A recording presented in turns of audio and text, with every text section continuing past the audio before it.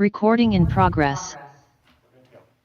Thank you so much. And so I will call to order this meeting of the Council of the Town of Collingwood on May 16th, 2022. We have one councillor absent, and that is Acting Mayor Hull, and that is why it is Acting Deputy Mayor McLeod who is in the chair this afternoon. And we have Councillor Hamlin, who is remote for today's hybrid meeting, as well as several staff members.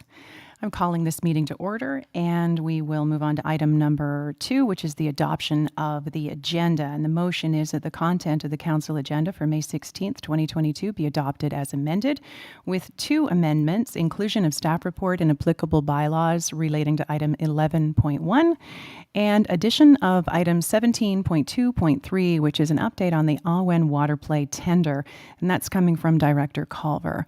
May I have a mover and a seconder for this motion? Councillor Madigan and Councillor Doherty. And, we have a request to speak. Councillor Carrier. Thank you, Chair McLeod. I did call the clerk earlier, or the deputy clerk earlier, about item 10.1.1, CCS 2022-06. It should have been separated out, as that was not a unanimous vote at the committee. So just to be clear that was happening. Super, thank you. And what I'll do is we'll sever that when the time comes. When we get to item 10.1.1, we'll sever those 2 motions. Thank you for bringing that to our attention. And so I'm going to call the question on the adoption of the agenda. All those in favor, please. And that passes unanimously. Which brings us to declarations of pecuniary interest. And are there any of those? Councillor Carrier. Thank you, Chair McLeod. I have two statements this evening. On motion 10.2.2, Code of Conduct disqualifying interest, a personal friendship with the adjacent landowner for the past 12 years. I did discuss this matter with the Integrity Commissioner during my training session on the Code of Conduct, and the Integrity Commissioner agreed that it is a disqualifying interest. The adjacent lands in questions are the Poplar Side Road development proposal, and the landowner is, of course, Mr. John DePutations. My second statement is that under a non-disqualifying interest, though I am an employee of Firemark Inc., which under contract with the Town of Collingwood provides funding for the fire department, and after having consulted with the Integrity Commissioner and having made this transparency disclosure, my employment status does not result in a disqualifying interest, so I may participate fully in the discussion matter under 13.3 on the agenda with respect to the appointment bylaw 2022-05 of the fire chief. Thank you. And so you'll be recusing yourself from the conversation when it comes to 10.2.2? Yes, Chair. Thank you so much. Any other declarations of pecuniary interest this afternoon? Seeing none, if you find yourself in that position, be sure to speak up at the time.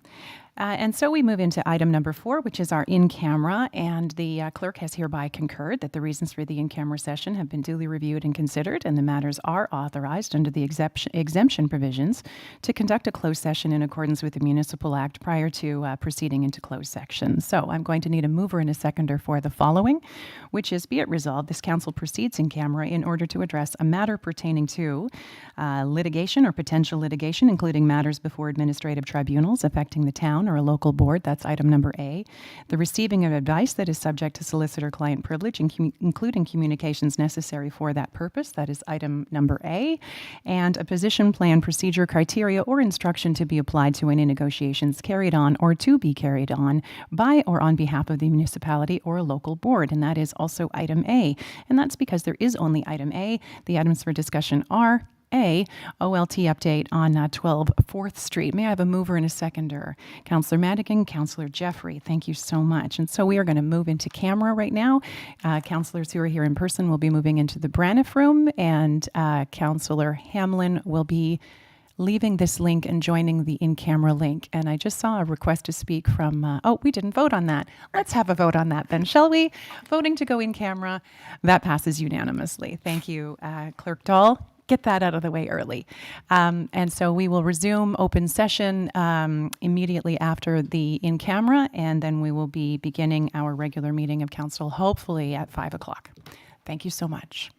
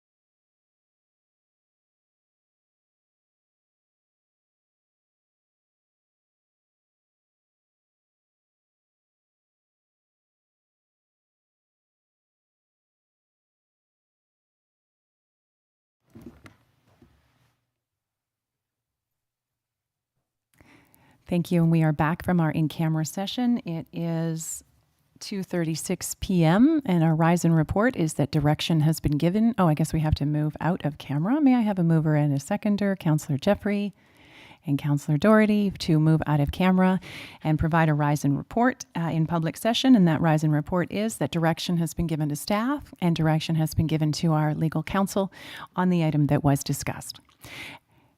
And we will vote on that. We have to vote to come out of heavenly days. I'll figure this out one of these days. All those in favor of rising from in camera, thank you. That is unanimous. The report is that we have given our staff and legal counsel direction in camera, and now we will adjourn this meeting. Not adjourn. We will postpone this meeting. What is the word I am looking for? Recess this meeting, thank you, until 5 o'clock when we will resume our regular scheduled activities. Thank you so much.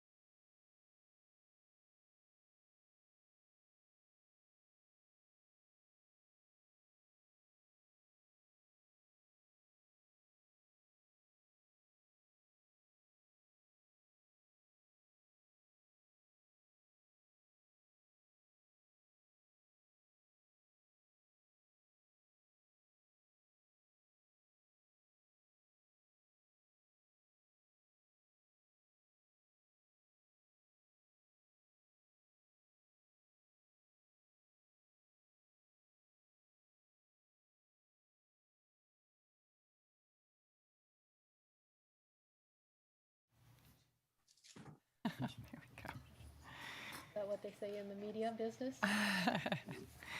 All righty. And so we are leaving our recess and returning to open session. This is the Town of Collingwood's council meeting for Monday, May the 16th of 2022. I am not the mayor. I am not the deputy mayor. I am the acting deputy mayor, Councillor Marion McLeod. There are absences and vacancies, which is why you get me. And I'm going to ask our council members to be gentle because this is the very first time that I have chaired one of these meetings in person. So it's all very new, and I will ask for your discretion or your kindness. We are beginning the regular business of council. We have Deputy Acting Mayor Hull is absent, and Councillor Hamlin is joining us virtually, and the rest of us are in chambers. For more than 15,000 years, the First Nations walked upon and cared for the lands we now call home. Anishinaabek, Haudenosaunee, Ojibwe, and many others who were families and communities and friends the way we are today. The town of Collingwood acknowledges the Lake Simcoe-Nottawasaga Treaty of 1818 and the relationship it establishes with the original inhabitants of Turtle Island. We acknowledge the reality of our shared history and the current contributions of Indigenous people within our community. We seek to continue empowering expressions of pride among all the diverse stakeholders in this area. We seek to do better and to continue to recognize, learn, and grow in friendship and community, nation to nation. Item 6 on our agenda, having gone through items 1 through 5 now, is the minutes of the regular meeting of council. And I'm looking for a motion that the minutes of the council meeting held April the 25th of 2022 be approved as presented. May I have a mover and a seconder? Councillor Madigan and Councillor Doherty. Is there, and then we will vote on that, please. All those in favor? And that is unanimous. Is there any business arising from the previous minutes, councillors? Seeing none, we move on to community announcements. And with absences and so on, Councillor Madigan. Thank you very much, Acting Deputy Mayor / Mayor for the evening, Marion, Councillor McLeod. I just want to give deep thanks to Mr. Law and the executive. We just celebrated the 9th annual prayer breakfast, and I've been to every one of them. And what it does is it brings community leaders and first responders from all over the area just to give us assistance and give us good thoughts, good prayers, good vibes as we make some really tough decisions. So thank you, Larry Law. Thank you for all the people at Livingstone, Living Water. And it was great to see some of my colleagues there this year. It was wonderful to see great attendance by Collingwood. So thank you to everyone involved. The bacon was cooked perfectly. It was cooked perfectly. Councillor Doherty. Thank you, Acting Deputy Mayor. I have 2 announcements this evening. The first is on behalf of the town, the Canopy Collingwood program, which was a huge success last year, was successful in having 250 trees planted on private property throughout the town, has been relaunched for 2022. And this year, the program will apply not only to trees that are being planted on private property, but also the establishment of a pollinator garden on private property. In either case, those 2 initiatives will be subject to rebate from the town up to a maximum of $150 per household. And the application would have to be submitted to the town, but no later than July 4th. For more details, you can go to the town's website and find out everything you need to know. And the second announcement, happy news, Big Brothers, Big Sisters, which were challenged as so many organizations were during the pandemic to continue to operate, had actually planned to fold, but based on great demand throughout the community and the generosity of some, they have been reconstituted, and you can obtain further information about what is happening and where to apply for services or to help support them either online through the town website, through the Big Brother Big Sisters website, through social media or conventional media. And that's it. Wonderful. I look forward to seeing that mentoring program return in the schools. Councillor Berman. Nothing for me tonight, thanks. Councillor Jeffrey.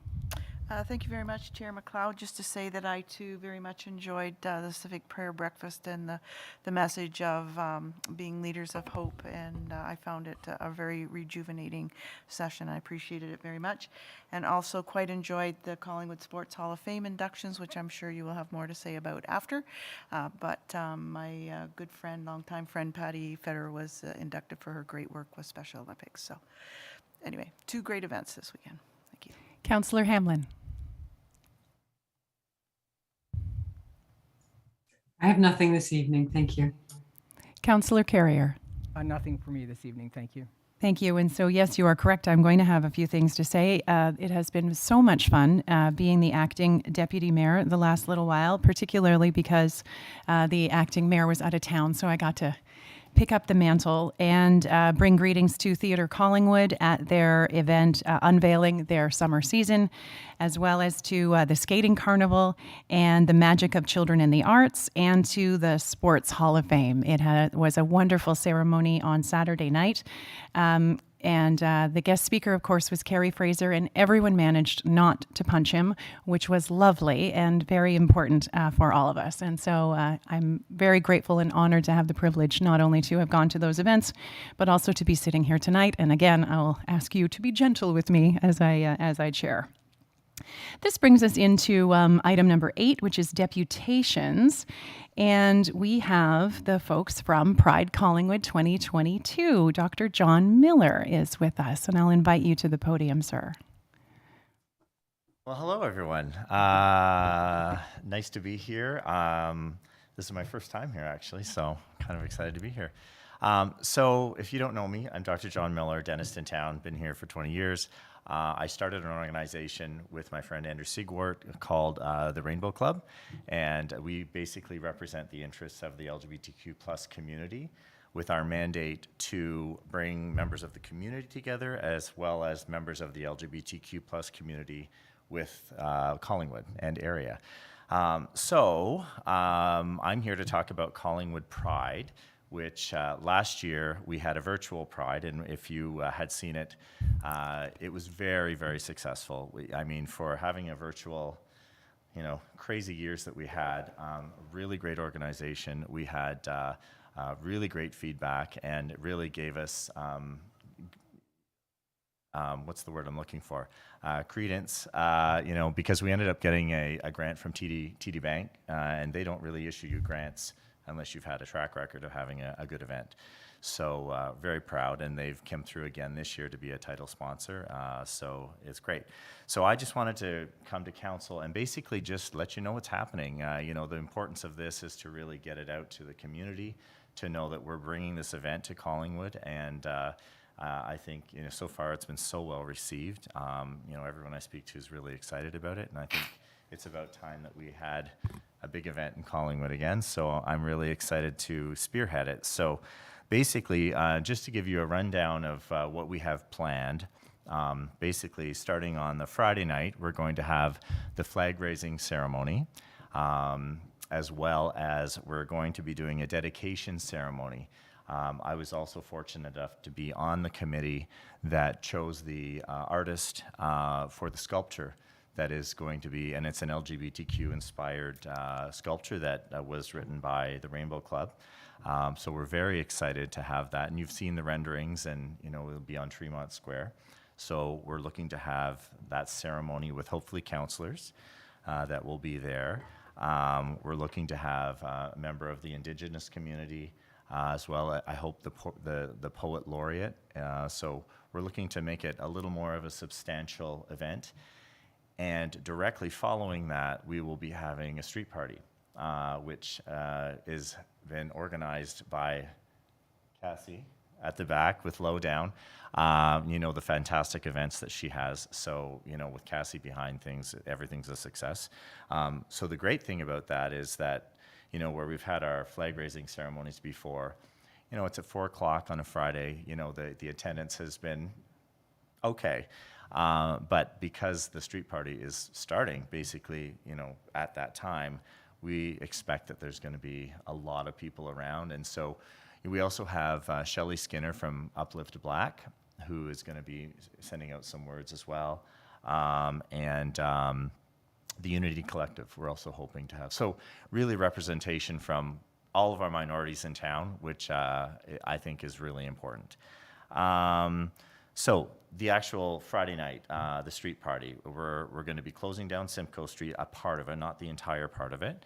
And we'll have live entertainment, DJs, drag performers, and we're also going to have a vendors market there, which I'm really excited about. I know right now we have 17 vendors who have come forward, and what I'm really hoping is a lot of the services that service the LGBTQ community, that we get a lot of those people coming out so that it can be a very educational component for people where they can ask questions and, you know, like, what are the services? You know, I get asked all the time in the office from my patients and, you know, where does my kid who's considering, their gender, they're confused, they have some questions. So it'll be really great. I have Geraldine Dooley Phillips, who you might know in town, who she's a big part of our community with E3 and different organizations, and she's really connected with everyone. So she's put it out there, and so I'm hoping that we have a big presence there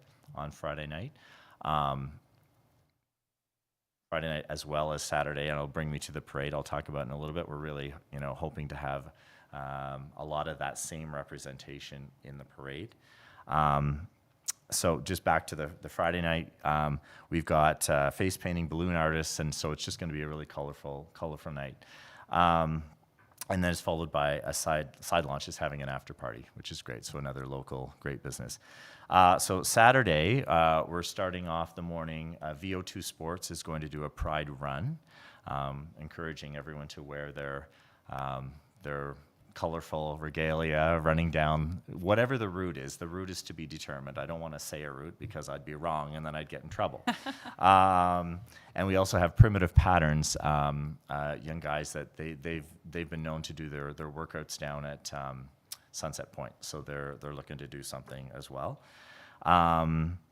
We are in the process of organizing a discussion panel in the Simcoe Street Theatre on Saturday, and looking from 1 until 3 p.m., which would focus on diversity and inclusion and racial equality as well. So, and we have Shelley Skinner from Uplift Black, who is leading that, along with Dr. Rayhan, who's a trans member of our community. He's a naturopathic doctor in town.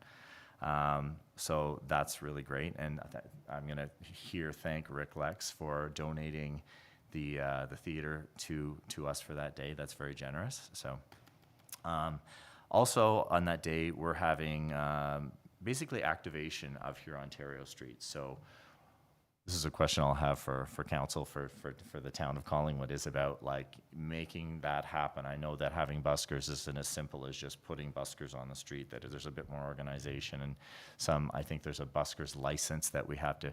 So we have a plethora of entertainment that has come forward wanting to play, and my thoughts, I would love to have buskers all day on Saturday down the main street, so it brings people into town. This is my BIA hat on. To shop and to go into our stores and just really to make the activity downtown really great. We're also, the BIA, speaking of the BIA, we will be doing a window decorating contest. And what we're doing is we're putting out to all the businesses options. Because I know myself, I love to get involved and do things, but I'm too darn busy. So, I just want to write a check and say, hey, decorate my place. So we'll be throwing those options out to the businesses so that we hopefully ensure that the downtown is going to look really fabulous. So speaking of Saturday, it's exciting. We're with the help of the BIA doing our first parade. So everyone always asks me, they don't ask about the Pride Festival. It's when's the parade? It's a parade. So we're having a parade. So we have ambitious goals, and we're looking to, actually part of this is putting it out to the community that we want to have as much community involvement as possible with the businesses. So floats, marching, whatever it would be. So we ask that everyone get in touch with us so that we can get you involved in the parade. So when the parade is done, we're going to gather in Pine Street parking lot after the market. It's going to be a little bit of a scramble to close off the market and then put a stage together and everything. But we've got the site plan, everything's, and all of our permits are in, and we're just waiting approval. But we're looking to have a concert in Pine Street parking lot with, we're looking at 4 bands, I think, with a beer tent area. We've got groove dancing. We've got some fabulous drag queens that are coming to perform. Not confirmed yet. Maybe I shouldn't say, but I'm hoping the volunteer firefighters are looking to maybe resume the 50-50 draw that they did with the Elvis Festival, and we're hoping to announce it at the concert. And it's going to be great. It's going to be fabulous the Saturday night. Okay, so then moving on to Sunday. Oh, I'm sorry, I forgot the boat cruises. The Huronic, Carrie and the gang, they've taken over now. They had their inaugural first cruise that I think it was this weekend, and we're doing 2 boat cruises, with the daytime being a lesbian, non-binary cruise, and then the second one open to the public, whoever's interested. And that'll have performers on it, and it'll be really fun. And then Sunday, we've got a drag brunch happening at Poppy's. They're open now. Fabulous. Was there this weekend. Really great. And then we're having also a drag brunch at Blue Mountain. So they did it last year. Fabulous. At the top of the mountain, you take the gondola up. And so they're doing that again this year. And then we're doing a spoken word at, it's like an open mic where who's ever interested want to come say a poem, sing a song. You invite all the families. We're doing it at the Awin Gathering Place. You don't need an event permit there. And it's just a great place that, families can come. So that's the agenda for the weekend. I just wanted to bring up a few other things that we're doing in concert with the festival. We are doing sensitivity training, which I couldn't believe. We went out again about, who's interested? Is there an interest there? We had 27 people and businesses today that are interested in doing the sensitivity training. So I started this program where they get a sticker. I didn't want to give stickers just to anyone. They had to kind of earn it to get it. So then when they do the sensitivity training, they get these stickers, and you'll start seeing more of them around town. So we're looking to do 3, start with 1, and we'll see. Dr. Miller, you're now at 10 minutes. Oh, okay. Okay, well, I can tell you there's can I keep going, or do I have to stop? You can have another minute, please. Okay. You know what? I'll just wrap it up. I'll just say that, everyone's really excited. You can see that there's been a lot of planning that's gone into this. In terms of what I can say to council, what would I ask for from council? Promotion, participation in the Pride Parade, representation at the flag raising ceremony and dedication ceremony, the approval for the live entertainers during the Saturday, financial sponsorship. I don't know if that's in the budget at all, but we would very much, it's expensive, and we would love to ask if there was any sort of financial sponsorship, in-kind donations as well. And then the last thing would be long-term planning. I think this is an event that's going to it's going to be a big event for Collingwood in the future to come, and I'd love to open the discussion to council to expanding it into the future. So thank you for your time. Thank you. Okay. Do any members of council, don't go away just yet. Do any members of council have questions for Dr. Miller?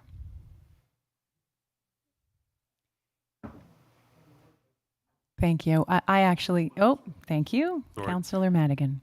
Nice to see you, Yeah, you John. too. What kind of financial would you be looking at? Let's just put it on the table.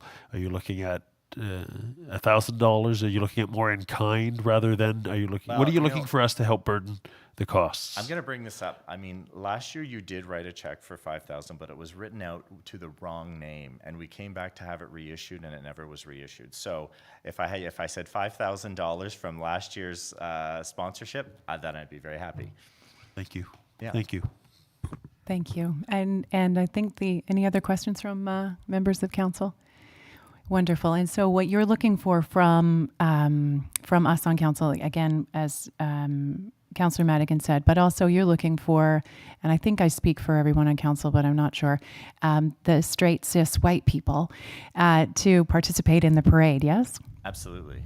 Yes. Magnificent. Yes. I will say this too. I think it's really important that the town of Collingwood has a presence, somewhere, when it shows who's given the support. I would hate to not see that the town of Collingwood isn't somewhere, So that's my ask. Thank you. Okay, thank you. And so perhaps during motions or notices of motion later in the meeting. Oh, I will. okay. I will be putting forward something later. Super. Thank you. All righty. And that brings us to item number 9 on our agenda. Oh, I see you, Councillor Hamlin. I see you have a request to speak up. Yes, thank you, Deputy Mayor McLeod. I am speaking for a request to add a deputation item at this point in the agenda. If you could entertain that at this time. Okay. Excellent. I get a challenge on my first day sitting here. Okay, so we've already passed the agenda.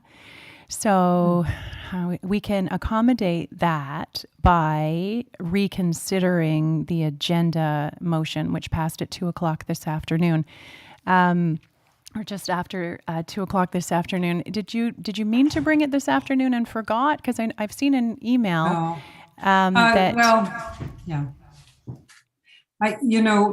Theatre Collingwood is the group. In fact, the chair of their board, Richard Lamone, is the one who wanted to address council to give an update on the theater's activities as it is in its 38th year. They made their deputation request on May the 9th or 10th.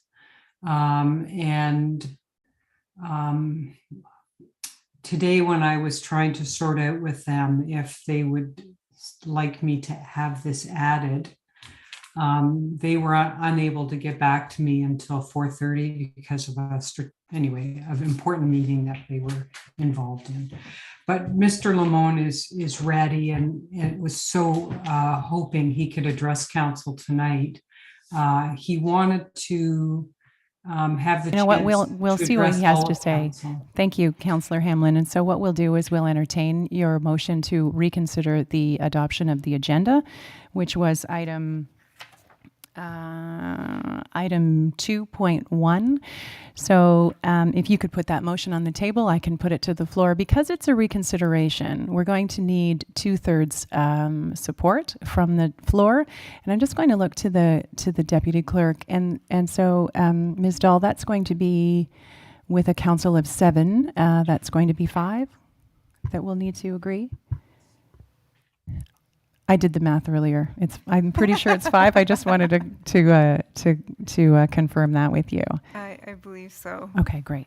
So let's hear your motion, Councillor Hamlin. Okay, so I would be moving that our agenda be amended to add item 8.2 to allow Mr. Lamone, who's the chair of Theatre Collingwood, to speak to council. I thought I said that, sorry. So I'm bringing a motion to reconsider our agenda to add this item. Thank you. And so do you have a seconder? Councillor Berman. All right, and so we'll need 5 votes to bring this reconsideration to the floor. All those in favor? 1, 2, 3, 4.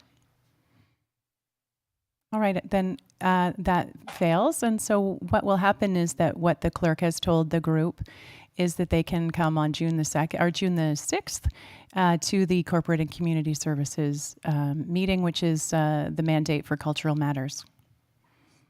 Thank you. And can I just, when's an appropriate time to ask more questions, Madam Chair, about when a group that wishes to address council as a community-based organization can actually address all of council as opposed to a committee? Is that something I should bring at the end? I think that that's something that you can probably address offline with the clerk or the deputy clerk.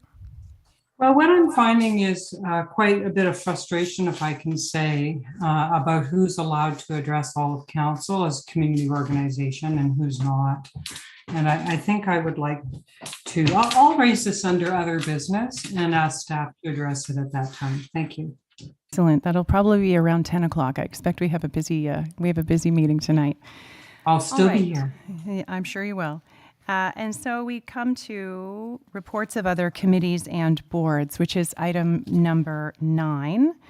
And item number 9 is the minutes of, I'll be looking for a mover and a seconder for this, please, that the minutes of the following boards be hereby received and recommendations contained herein be approved. So we have item 9.1, which is the Collingwood Public Library Board minutes of April the 28th, 2022.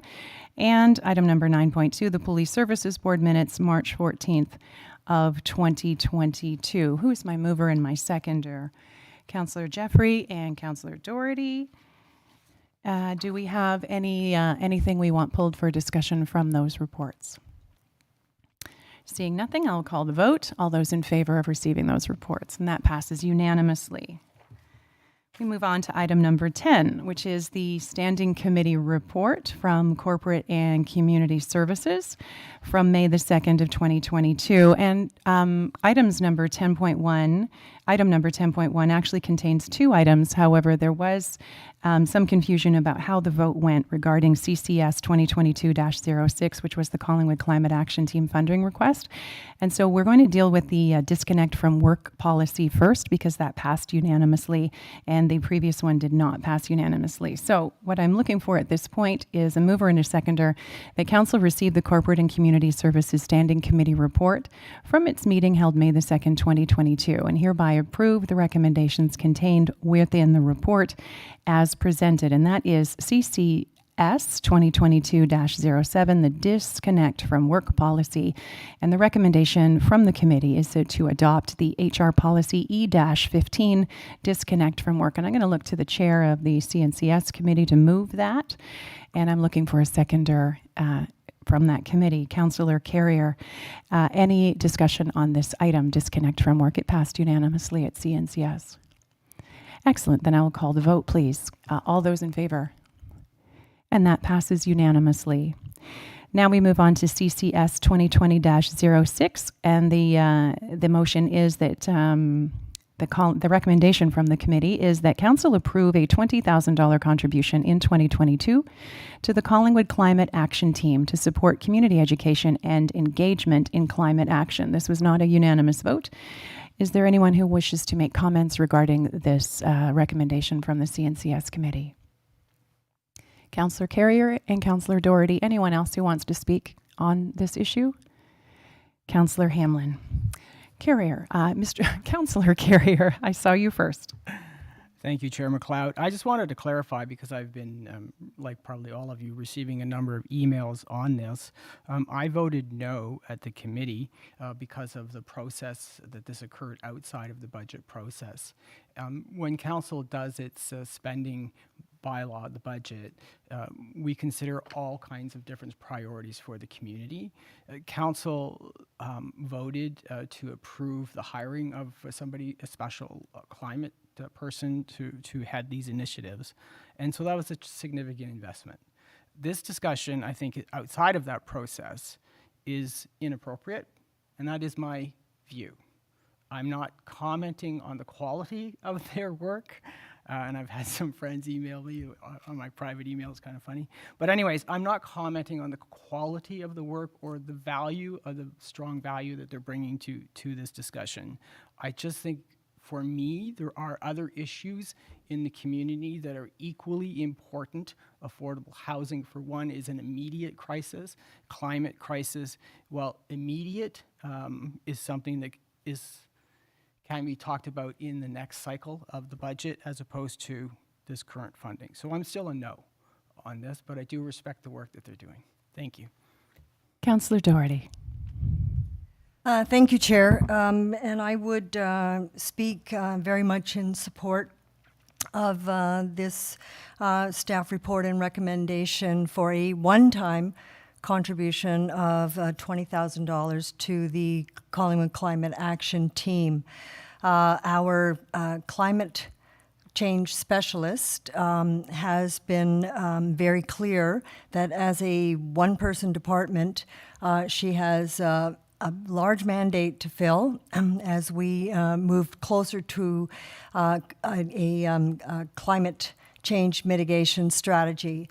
And CCAT could become very instrumental in assisting with some of the effort in bringing our entire community toward that. And so and I'm just lifting literally from the staff report, to assist in the creation of green spaces, to incorporate and to assist in the incorporation of green products and processes to create public awareness, and to support other projects that may be led by the town's initiative.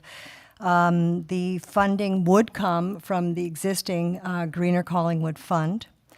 And I'll just close by saying that, and as Catherine Daw pointed out, that time is running out for us to achieve our greenhouse gas reduction targets for 2030. So in my view, it is incumbent on all of us and every level of government and every individual to make concrete changes in the way we live, eat, move, build, and grow. And thus, I think that this would be $20,000 extremely well invested. Thank you. Thank you, Councillor Doherty. Councillor Jeffrey, you wish to speak to this? I'm going to go to Councillor Hamlin first. She had her card up. Councillor Hamlin. Thank you, Madam Chair. I won't repeat Councillor Doherty's excellent words. I just want to say that our council declared a climate emergency, and if we mean it, the odd time we're going to have to step up and show that we mean it. I so appreciate Councillor Carrier's comments that when we set a budget, we should stick to our budget. I totally understand that concept, as does every person who manages their own funds. However, sometimes we just have to bend those rules a bit to get where we're going. And I do believe that this is the time. We have an amazing group of volunteers in our community who we are fortunate enough to have. They've stepped up, they're educating our public.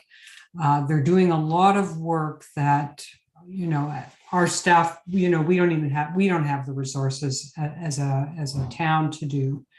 And I think $20,000 would be more than well spent, and I would support it. Thank you. Councillor Jeffrey. Thank you, Chair McLeod. So I'm of two minds. I absolutely support the request, and the good work that will result, but I totally disagree with it coming from the Greening Legacy Fund. We went through a lot of work to establish these as big legacy impact project funds. And I think if there were any delay in any of the staffing complements that we've had to put in place, I would rather find the room in our budget to use that. But I don't know how I can sever that out of here, or I can just make the amendment that I support it, but not coming from the Green Legacy Reserve. But I think certainly a town of our magnitude, with the amount of our millions and millions of dollars of a budget, we can find $20,000 for such an important thing that does not have to come out of those legacy funds. And so are you looking for to refer it back to staff to find the money elsewhere, or are you looking for an amendment to just to strike that, or what were you thinking? Well, off the top of my head, I'm thinking maybe I would like to just amend it that that the funds come from somewhere else other than that reserve. So what I'm going to do there is I'm going to look to the I'm sure she's here, the treasurer. Treasurer Quinlan, is there a, I'll just wait for her to turn on her camera. There she is. Treasurer Quinlan, is there a place other than the Greening Legacy Fund from which we could draw to satisfy Councillor Jeffrey's concerns were this amendment to pass? Through you, Deputy Mayor McLeod, I think we could. I'd have to look a little bit more, but I think certainly if the general reserve was an option that Councillor Jeffrey would be in favor of, that is something we could look at as well. Thank you. No point in doing things that can't be done or asking for them to be done. And so so your amendment is, if you'd like to read it or if you'd like to speak it out, that would be great.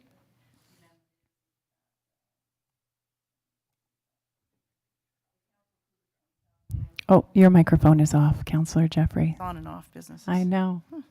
Anyway, recommendation that council approve $20,000 contribution in 2022 to the Collingwood Climate Action Team to support community education engagement and climate action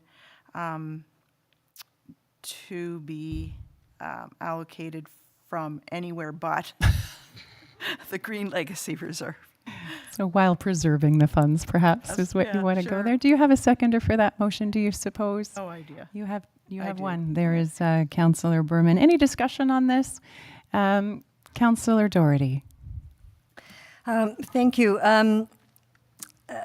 Although at the end of the day, I would be happy to see this recommendation fulfilled and the funds granted. I don't see that it is necessary that it should come from outside of the Greening Legacy Fund. One can view this as a test project to some degree, and this becomes seed money for something that could be a larger, more sustained program that would then be warranted funding from the Greening Legacy. That said, I am not going to hold it up because of where the money's coming from, as long as the money comes. Thank you. Any other comments on this amendment that the money come from elsewhere than the green? Okay, so let's have the vote on that then. All those in favor of the amendment, and that carries. So now we vote on the, we'll need a mover and a seconder. No, we already had a mover and a seconder. Now we need a vote on the amended motion. All those in favor? And that carries as well. Thank you very much, Council. Sorry, I didn't catch the mover and seconder for the main motion, so I don't know. Oh, well then let's have one. Mover and a seconder for the main motion, Councillor Doherty and Councillor Jeffrey. There we go, and it passed unanimously. No, it passed nearly unanimously. Then we move on to reports of other committees and boards, and this is item 10.1.2, which is the Collingwood Downtown BIA Board of Management special meeting minutes of April 11th of 2022. And that I'm looking for a mover and a seconder for this, that the minutes of the Collingwood Downtown BIA Board of Management special meeting minutes be received. And this passed at the standing committee vote 4-1. May I have a mover and a seconder, please? Councillor Madigan. Councillor Doherty. Any discussion on this item? And I'll call the vote. All those in favor of receiving these minutes. And that passes. Standing committee reports from strategic initiatives. Just on a point of order, I believe when you call the question. Oh, I have those to in call the favor and opposed then as those well, opposed. don't I? Thank you. Those opposed on 10.1.2. Thank you. 10.2. Standing Committee Report, Strategic Initiatives, May 2, 2022. And the items from the Strategic Initiatives Committee, which passed unanimously at committee, are the following, and I'll be looking for a mover and a seconder when I get to the end of it. That Council received the Strategic Initiatives Standing Committee report from its meeting held May the 2nd of 2022, and hereby approve the recommendations contained within the report as presented. And those include Report CAO 2022-07, which is for the Operational Plan Q1 Progress Report. Item number 2022-20, the CJI follow-up, the bylaw for position of mayor and CAO. And the recommendation there was to refer the report back for review by independent legal counsel. And item T 2022-02, which is the asset management plan for the core assets. And the recommendation from the committee there was to endorse the report and the financial options being considered as part of the budget process going forward. And item T 2022-03, which was the 2022 Q1 financial report. And the recommendation from the committee on that one was to be received for information. Who are my movers and seconders for these reports? Councillor Madigan and Councillor Doherty. Any discussion on those items which passed unanimously at Strategic Initiatives? Excellent. And I'll call the vote, though. All those in favor of receiving them. And that passes unanimously. Thank you. We now have item number, still with 10.2.2, and that is motions. And we have a motion on the table that did not pass at the standing committee unanimously. The vote was 6-1. And we have actually staff wanting to, oh yes, that's right. Councillor Carrier is going to recuse himself from this particular piece of today's meeting. Thank you. We have staff looking to speak to this motion, but we do that after we get it moved and seconded, don't we? Clerk Dahl, or Deputy Clerk Dahl. Is that correct? Thank you, Chair. Yes, if we can have the motion put on the floor. Super. And so the motion is that Council requests staff to report back to Council at the earliest opportunity on the best way for Council to approach the planning of vacant parcels on the north side of Poplar Side Road and on the east and west side of Raglan Street in a comprehensive way, which includes the Parataxis and MZO lands and possibly the Eden Oaks parcel, and that the staff report includes the scope of the work in terms of timing and cost recovery analysis. And I'm going to get a mover and a seconder for that, please. Councillor Madigan, do we have a seconder? And Councillor Hamlin, thank you. And so I'm going to turn actually to staff at this point, because we do on our agenda have a letter regarding this motion. And oh, there's Director Valentine. Thank you. And so am I going to the CAO or am I going to Director Valentine to have comments regarding this motion? CAO Skinner. Thank you. I just wanted to say a couple of words prior to Director Valentine, just that this talks about a possible report that Council's asked about, and we had a little bit of context that we'd like to offer. So as Director Valentine has prepared a couple of items for the voters to consider. Thank you. Director Valentine. Thank you so much, Madam Chair and CEO Skinner, and ask for your indulgence in advance that my remarks are somewhat more lengthy than is typical, but there's a lot to unpack in this motion. And as CEO Skinner mentioned, wanting to ensure that Council has the full information from staff's perspective before moving forward to a vote. So I wasn't at the SIC meeting, but the motion, as I understand it, is requesting a staff report to look at possible approaches for the comprehensive planning of 3 vacant parcels, which are in the same general area, and those being the DEPUTATIONS lands, the Parataxis holdings, and the Eden Oak property. So the standard or traditional planning process certainly does provide us with ample mechanisms for comprehensive planning, either within a municipality as a whole or within specific neighborhoods. 2 of these parcels do involve the conversion of employment lands to other uses.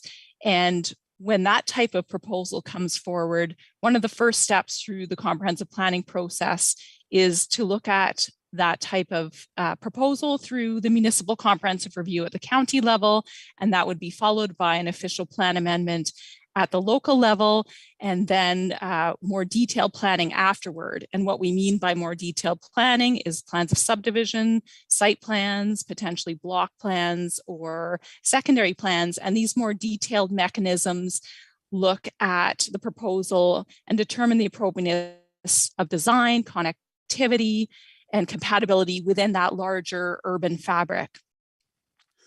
So staff have consistently recommended the traditional planning process as I've just described it to be followed, unless there are extenuating circumstances where council would deem it desirable that a decision be made more accelerated through other tools, such as a minister's zoning order. So at this time, the 3 parcels that are part of this resolution are at very different stages within that planning process. And of course, at least one, which we're very well aware of, is on track for municipal zoning order consideration.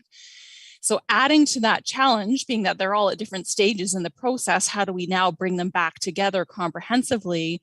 And as CEO Skinner mentioned, 2 of the 3 landowners have submitted letters that they wish their projects to continue along the tracks separately and would not necessarily therefore be willing participants in a comprehensive planning process. But they certainly have expressed interest in ensuring the best outcomes for not only the community, but the general area. We would like to draw your attention in particular to the Eden Oak case, as they are quite far advanced in the planning process. The lands are already designated and zoned for residential development in the official plan and town zoning bylaw, and their proposal has no intention or proposal for conversion of any type to mixed use or employment lands on that particular property. The owners of Eden Oak have submitted complete applications for both a plan of subdivision and a site-specific zoning bylaw amendment that would facilitate land division for the development of the residential proposal, as is permitted in today's existing planning instruments.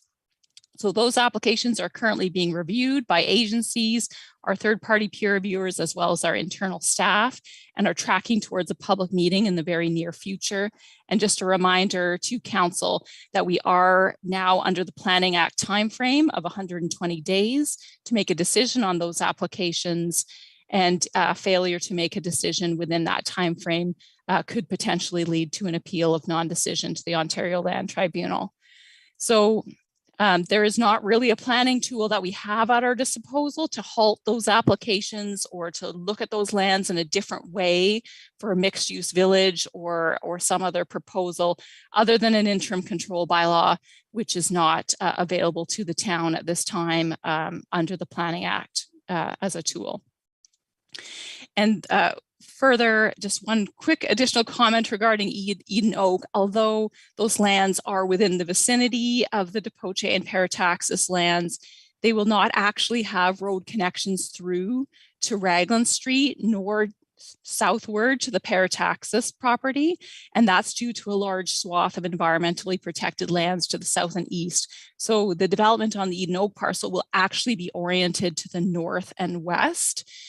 And it is for those reasons that staff would recommend that if a report is desirable, to explore the future options for comprehensive planning in the area, that the Eden Oak parcel be removed from consideration. And certainly with the caveat that our standard planning process that we are already undertaking for those lands will look at the surrounding area and context as well.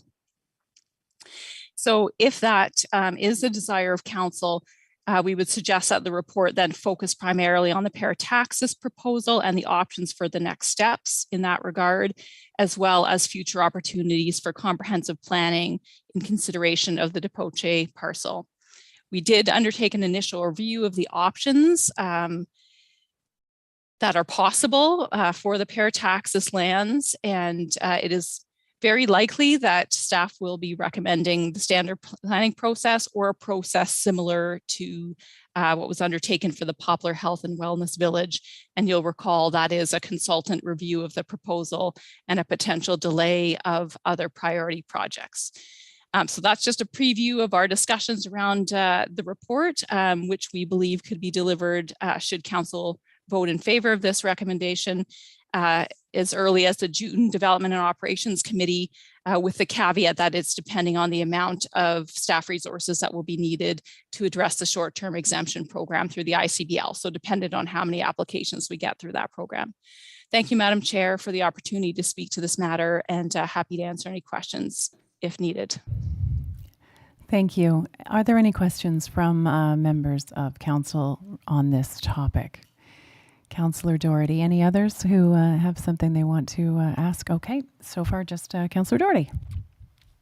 Thank you. And through you to the Director of Planning, when this recommendation was first reviewed at SIC, there was reference to the fact that we would have to entertain a further delay of our new official plan. So is that still the case? Director Valentine? Thank you, Madam Chair. Through you to the councillor, that is very likely to be one of the options that would be considered in this staff report. A similar track for the parataxis property as was considered for the Live, Work, Learn, Play potential MZO, which would result in the delay of other priority projects, in particular the official plan. That being said, that's sort of me and other staff members looking into our crystal ball. We would like the opportunity to go through the options and within the report, if that is the direction of council. But certainly that is a very likely recommendation to come out of this request. Thank you. That's the end of your questions. Any other questions from members of council on this? Okay, I'm going to ask Councillor Doherty to take the, Clerk Dahl. Oh, sorry. Councillor Hamlin. Thank you. I know I'm hard to see. My question is for Director Valentine, through you, Deputy Mayor McLeod, is there any way to and maybe this is for your report, and I appreciate that, but is there a way to do a comprehensive look at these two parcels without taking all the time to necessarily bump up the property on the west side of Raglan? Because I would so not like to see our official plan deferred any longer. But I want to make sure we do the planning properly in our community.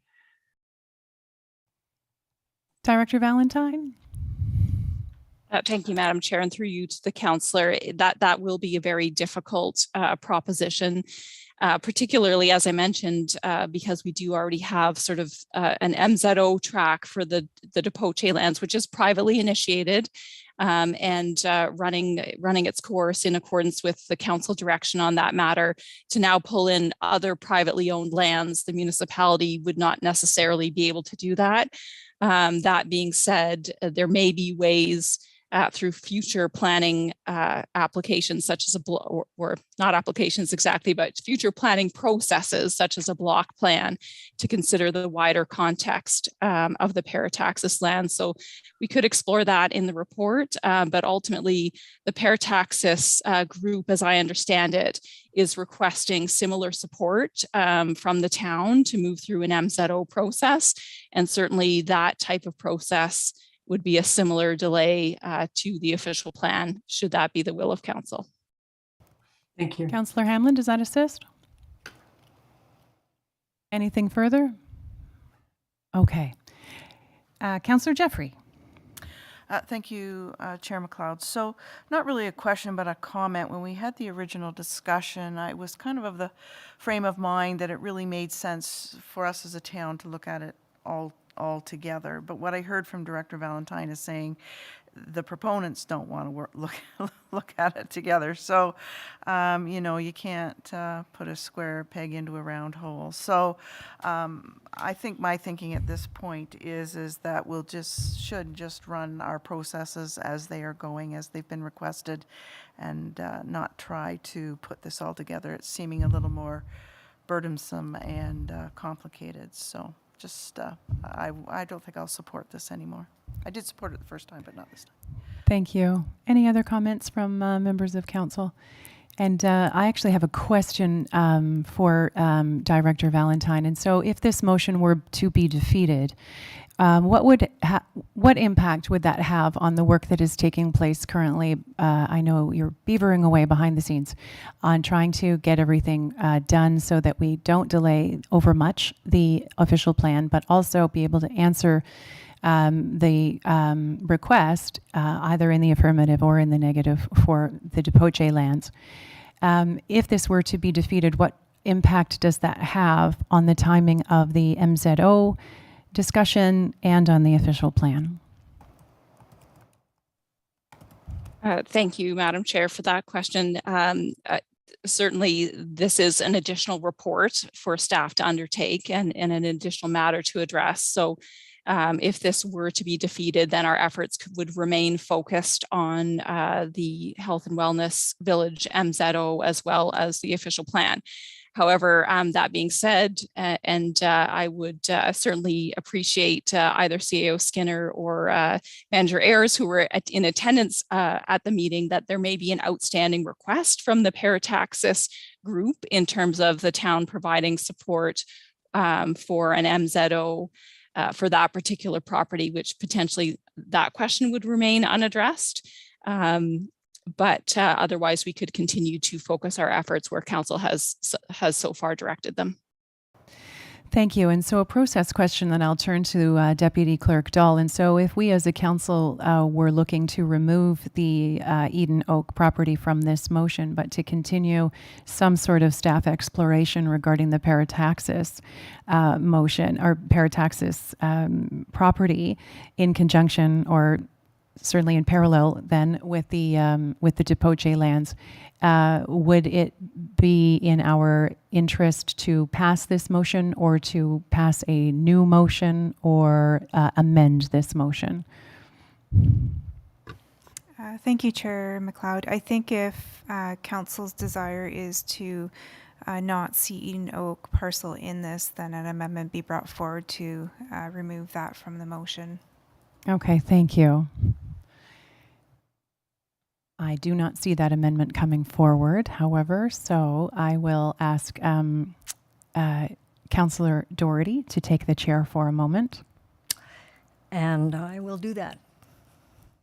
And I request to speak. Thank you. I would like to amend this motion to remove the final clause and possibly the Eden Oaks parcel from this motion. I will need a seconder, however. Okay, seconder. Councillor Madigan. Okay, is there any discussion on the amendment? Okay, I'll call the vote on the amendment. All in favor? And that is 3. Opposed 2. So the amendment is carried. Thank you. So and I'll take the chair back. You may have it. Thank you. There's no gavel to throw around, although that would be fun. And so we have before us, moved by Councillor Madigan and seconded by Councillor Hamlin, and amended that council request staff report back to council at the earliest opportunity on the best way for council to approach the planning of vacant parcels on the north side of Poplar Side Road and on the east and west side of Raglan Street in a comprehensive way, which includes the parataxis and MZO lands. That's in reference to the Depoche lands. And that the staff report includes the scope of the work in terms of timing and cost recovery analysis. So I will call the vote on, is there any speakers to this amended motion? Thank you, Councillor Chair. Doherty. Thank you, Chair. I will be voting against this motion. And the reason being is that I think to entertain any kind of an MZO application is at best premature and at worst completely inappropriate, and that I would be very unwilling to accept any further delay to our official plan review, which we have been waiting for almost 4 years. Now, and I would direct these proponents, if it were me, to proceed with their planning applications through our local resources. Thank you. Any other comments? Councillor Jeffrey.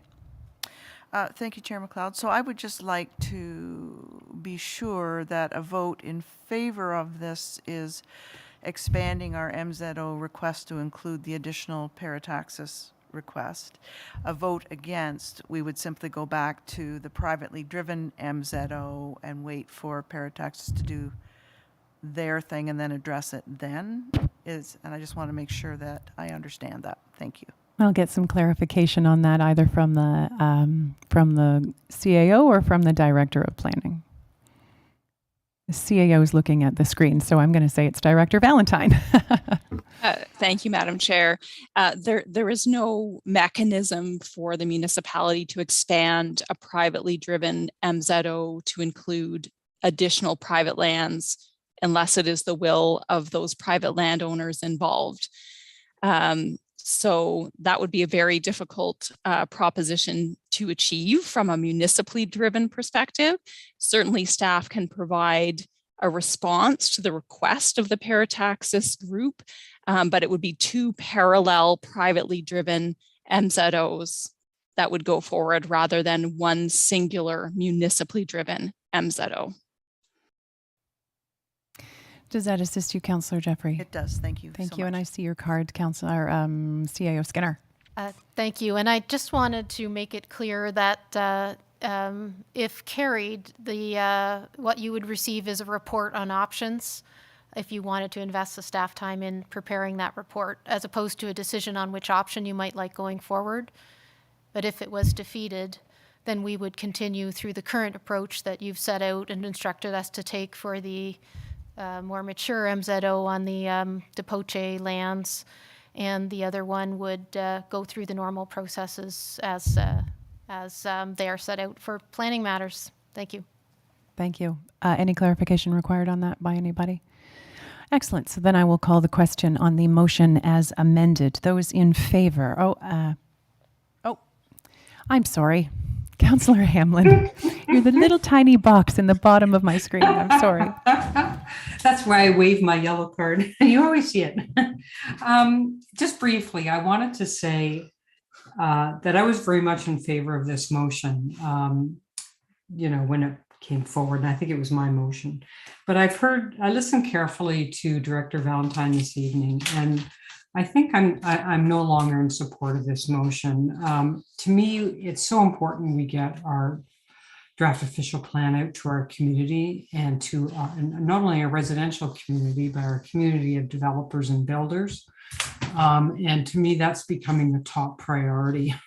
I know we have to deal with other things, but, and secondly, I'm mindful now of the remarks that we have an MZO only for the DEPUTATION lands.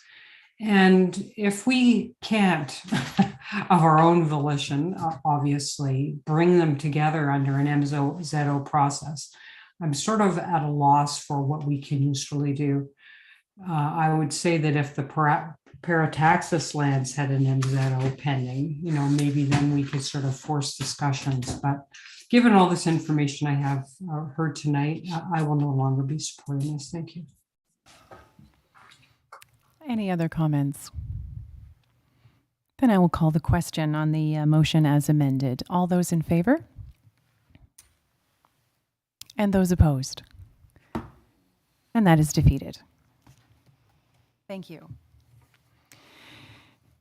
And we will invite Councillor Carrier to return. Staff report item number 10.2.3 on our agenda is staff report C 2022-19, which is entitled Preparation in the Event the Mayor's Seat Becomes Vacant. And the recommendation in a vote from 6-2 from the Strategic Initiatives Committee was that staff report C 2022-19 be received, and further that council recommend the following process if the mayor's seat becomes vacant. And that is option number 1, appoint the deputy mayor after July the 26th. So I'll need a mover and a seconder for this report. report to come forward again, and that is moved by Councillor Madigan. Do I have a seconder for that? Councillor Hamlin, thank you so much. Do we have discussion regarding this item that came through SIC already? Councillor Jeffrey and Councillor Carrier. So thank you very much, Chair McLeod. So I would just like a point of clarification again, that my understanding the difference between 1A, which was considered, and 1B, whether it was before July 26th or after July 26th, is whether or not we end up with another appointment to occur to council, so that we have 9 instead of 8 for the duration. If maybe through to the deputy clerk or the CAO, just to explain the difference between the 1A and the 1B. Thank you, and I will pass that to Deputy Clerk Dahl. The difference between July 26th and prior to July 26th is whether or not we will fill the council seat in the months leading up to the end of this term. Thank you, Chair McLeod. To Councillor Jeffrey, you are correct. So the Municipal Elections Act requires any vacancies that occur before July 26th to be filled.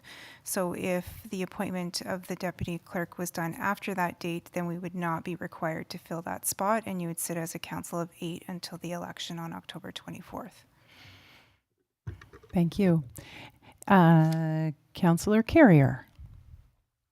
Thank you. Excuse me. Thank you, Chair McLeod. I've changed my view from when we discussed this at the committee.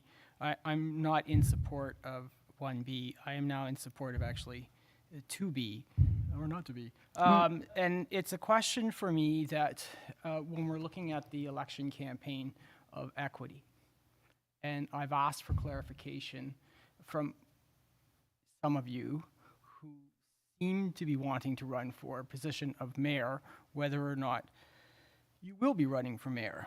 And I've not had clarification with respect to the deputy mayor. And I have immense respect for Keith, a lot of respect for Keith. And I've voted for all of you, so I actually respect all of you. So without that clarification, I do not wish to give a leg up on the competition. So I'm willing to wait until later in the process, which I believe is what 2B supports, of appointing somebody from here, an elected person, not an appointed person, but an elected person to fill that position. And so are you moving to defer this vote or refer this to another meeting, or are you looking to amend the motion? Well, what I'm hoping for is that the motion fails as it stands, and that then you will be asking for an alternative, and I would propose that 2B would be proposed. All right then, thank you. Councillor Berman. I'm sorry? Not on my list. Thank you, Madam Chair. Yeah, I was one of the 2 that voted against this at the standing committee, and I'll vote against the appointment coming after July 26th. Again, I appreciate Councillor Carey, and I'm sure it's on a lot of people's minds in a lot of municipalities about the competition and the leg up, but I'm not looking personally at this in that angle. I'm looking at it as to the best way for the 26,000 members of Collingwood to be represented. And I think that you would probably know better than me that the size of this council, I think I was told, has been 9 since probably the mid-'80s. People smarter than me determined that that was the right number. We had a meeting right before you joined council, February 22nd. You'll remember you chaired it, where we only had 5 people. So a second concern would be that town business wouldn't get done if we're in that position that we can't make quorum. But really, I think it's about, it's been determined for the last 30 years that 9 is the right size council. Today is May the 16th. We have roughly 5 months left till the election, I think, a little over 10% of our term left. And I just don't see the logic outside of thinking about people's own gains in the election to leaving the seat empty. So I would still support option A, which got defeated. So I'll vote against option B. Thank you. Any other comments or questions from the council? Councillor Doherty. Thank you. And I appreciate the comments of my colleagues very much. And I originally did go with the recommended appointment, which was to appoint the deputy mayor and after July 26th. After listening to my colleagues' comments, I'm still landing on that option and sub-option. And the reason being that, we have had a number of disruptions during this term of council. And I just think that predictability is what is called for right now as we move forward toward a lame duck period. And whether the deputy mayor chooses to run for mayor or whether he does not, at least to know now that this is the direction in which we're heading after July 26th, I think it helps us all. It helps around this council table, it helps staff, and it helps our community. So I will continue to support the recommendation for an appointment of the deputy mayor after July 26th. Thank you. Any other comments? With that, I will call the question then. All of those in favor? 1, 2, 3, 4. That passes. Thank you. Oh, yes, and opposed. 1, 2, 3. Thank you. Moving on to item 10.2.4, which is the staff report PW 2022-04 Maple Street Bike Priority Pilot Project results. And I will be looking for a mover and a seconder on this as well, as it passed the standing committee vote with a vote of 7-1.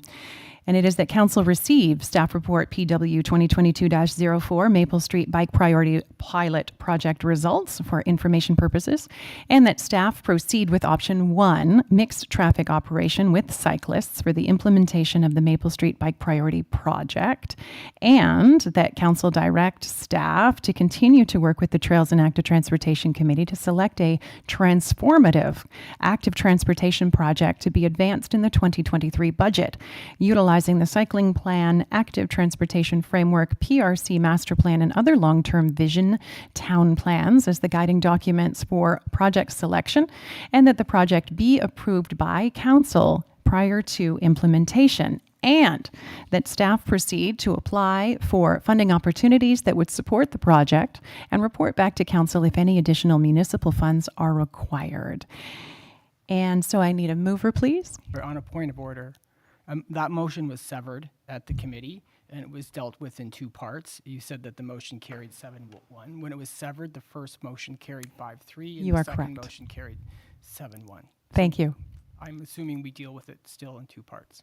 We can certainly do that. No problem. I'll sever that. And so we will have the first that, and may I have a mover and a seconder for those parts? Councillor Doherty and Councillor Hamlin. Any conversation regarding receiving the staff report and proceeding with option number 1? I call the question then. All those in favor? And that is 4. And those opposed? And that is 3. Thank you. That carries. The second piece, the 2 severed, do you want to, are you looking to have all 3 severed, Councillor Carey, or just these 2 together? So that council direct staff, and this is about the transformative project, and that they report back to council. And regarding the funding, may I have a mover and a seconder for these 2 pieces? Councillor Jeffrey and Councillor Hamlin. Conversation regarding these 2 pieces. Seeing none, I'll call the question. Those in favor? 1, 2, 3, 4. That passes. Thank you. And those opposed? 1, 2. Yes, Councillor Doherty. Sorry, I know I should be asking before I flash my red card around, but are we voting for both the continue to work with Trails and Active Transportation and proceed to apply for funding opportunities, or just Both. both? I believe these were both. These are linked together. Moved by Councillors Jeffrey and Hamlin. They're mutually exclusive, I think. Option 1 is an option. Option 1 was a mixed traffic operation, and it was supported by the Trails and Active Transportation. And of course, then it would, based on budget discussions, it would then require Yes. consideration of And so to funding, clarify, the but- second and that, council direct staff to continue to work with the Trails and Active Transportation Committee, I believe, and I will look to Public Works for this, or will I look to Parks and Recreation? Oh, there's Director Slama. I believe that this is an in addition, not an instead, Councillor Doherty. This is staff working with Trails and Active Transportation Committee to come up with yet another fabulous idea that will, in the words of the motion, be transformative in some way for active transportation in town. However, I'm going to refer to our Director of Public Works for clarification on that. Is this in addition to Maple Street? Director Slama? Thank you, Madam Chair. So the final and that would be appropriate. It would be appropriate to combine the final and that with the first part of the motion. So in the report, we mentioned that we'd move forward with. We selected which of the options, and that the final and that kind of speaks to where we would get the budget from, and if we needed to seek for more money, which really pertained more to option 2, to be honest, because we were able to demonstrate in the report that for option 1, we could fund the project through our operating budgets. But it's more appropriate with the first part of the motion, Madam Chair. Okay, so what I'm going to do here then, to clarify, is I'm going to ask for us to who were the movers and seconders on the first piece? I was the mover. Will you accept a friendly amendment that we move that portion of the vote into your vote regarding the funding?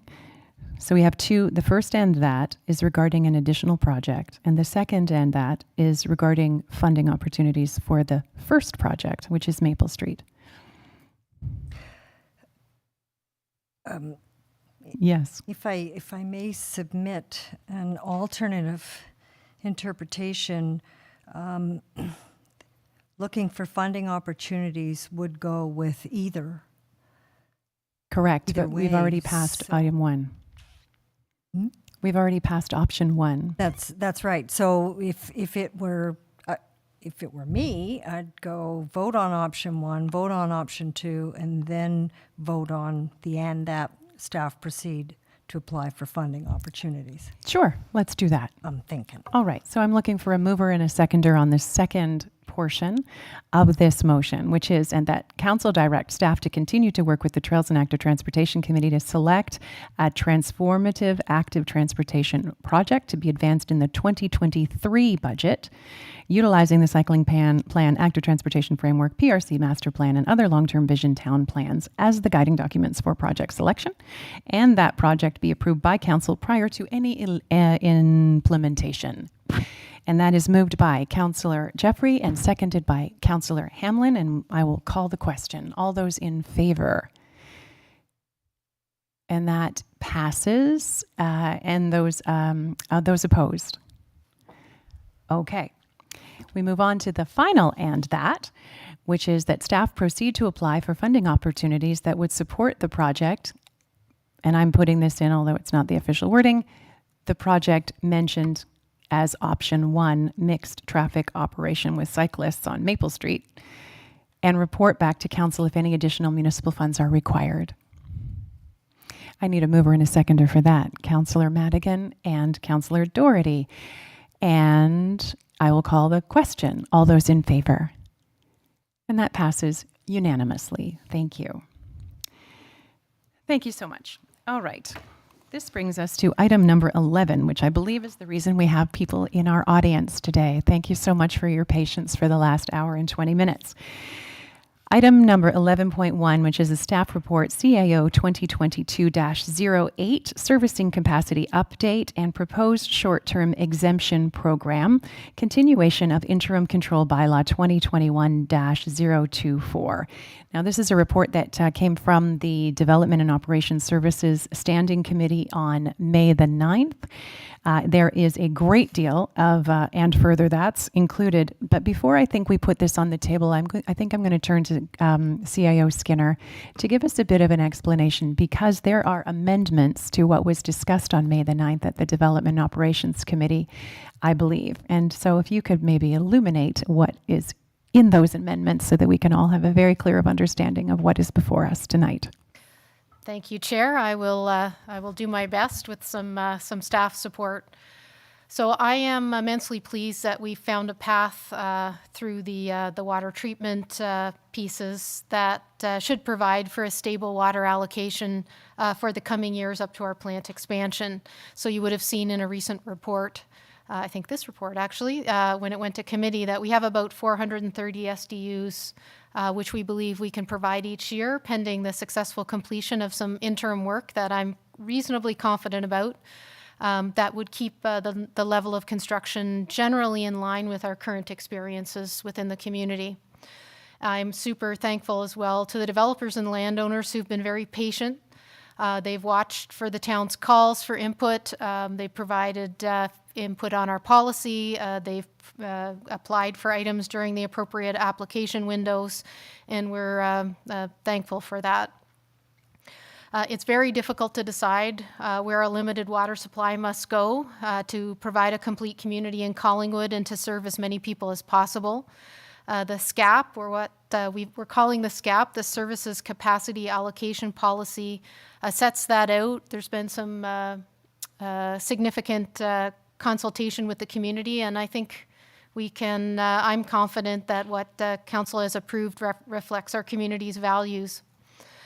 So as staff, we've tried to listen very closely to what we can do to support our valued businesses and residents.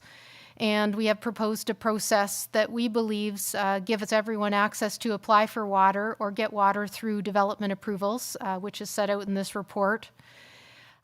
We do believe that we've done our best to accelerate the process, and if Council's willing to have the additional special meeting that's proposed in the report, it will accelerate the decisions by about a month so that we can get the water flowing, as it literally means. We know that everybody who's faced challenges and been negatively impacted, and many people have been, will feel that their circumstances merit some special attention.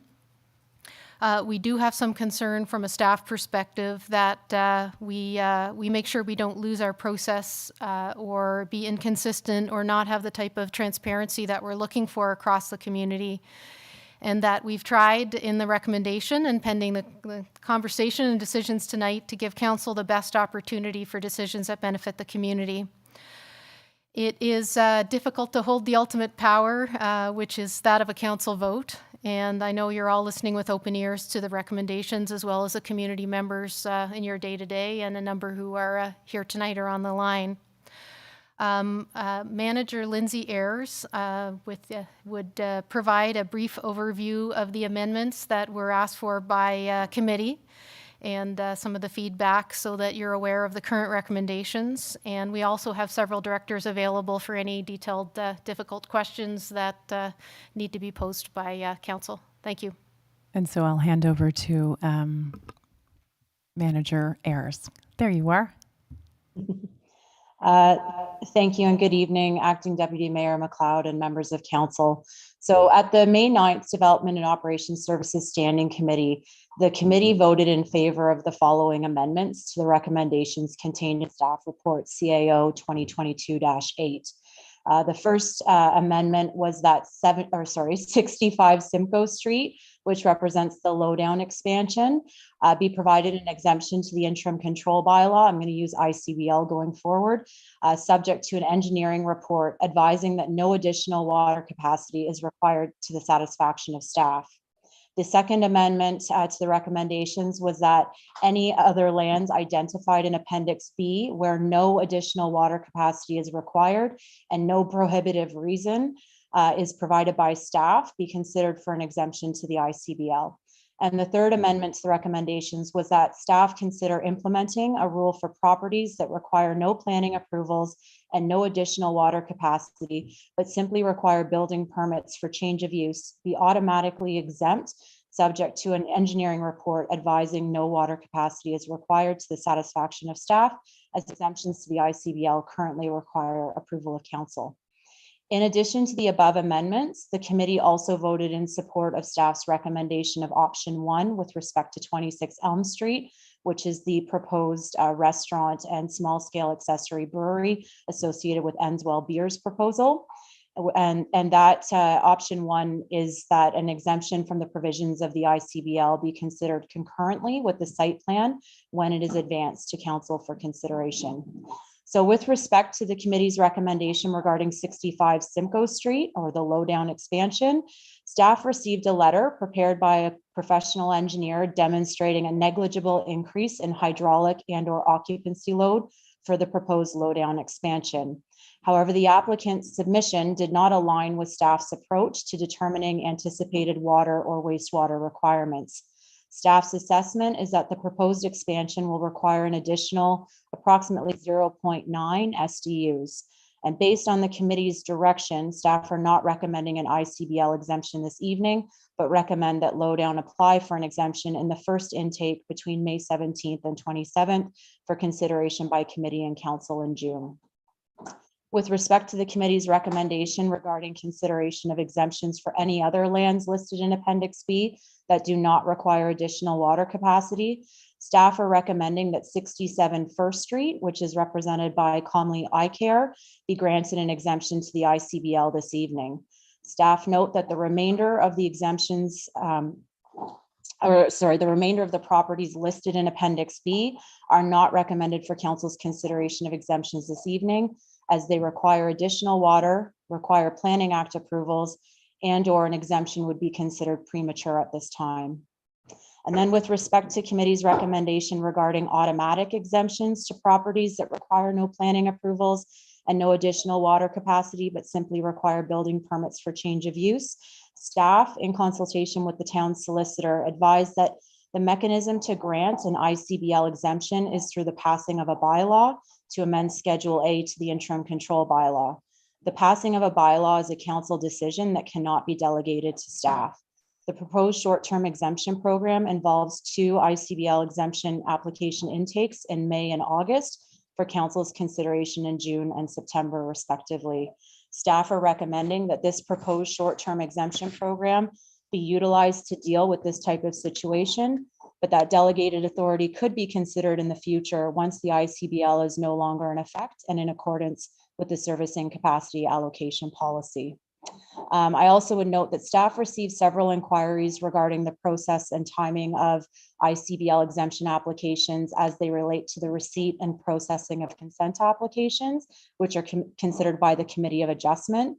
So the report was further amended to clarify that an ICBL exemption must first be obtained from council prior to the intake and acceptance of an application for consent, and that only applications for site plan, draft plan of subdivision, and vacant land condominiums must be submitted prior to May 17th in order to be advanced to council, to a council decision point while the ICBL is in effect. So this concludes my overview of the staff report amendments, and as CAO Skinner indicated, myself, Director Valentine, and Director Slama are in attendance should council have any questions for us this evening. Thank you. Thank you, and I bet they do. And so what's happened here today or in the last couple of days is that I've had a request to sever pretty much every clause in this recommendation. And so, in the motion. And so this may take a little bit of time. And thank you, all of you, for paying attention. So what I'm thinking we're going to do is we will entertain questions or comments or queries on the first first one, and then we'll just work our way down all these. And I suspect as well that there will be a few motions that are brought with connection to this staff report that are outside of what is on the page, I'm guessing.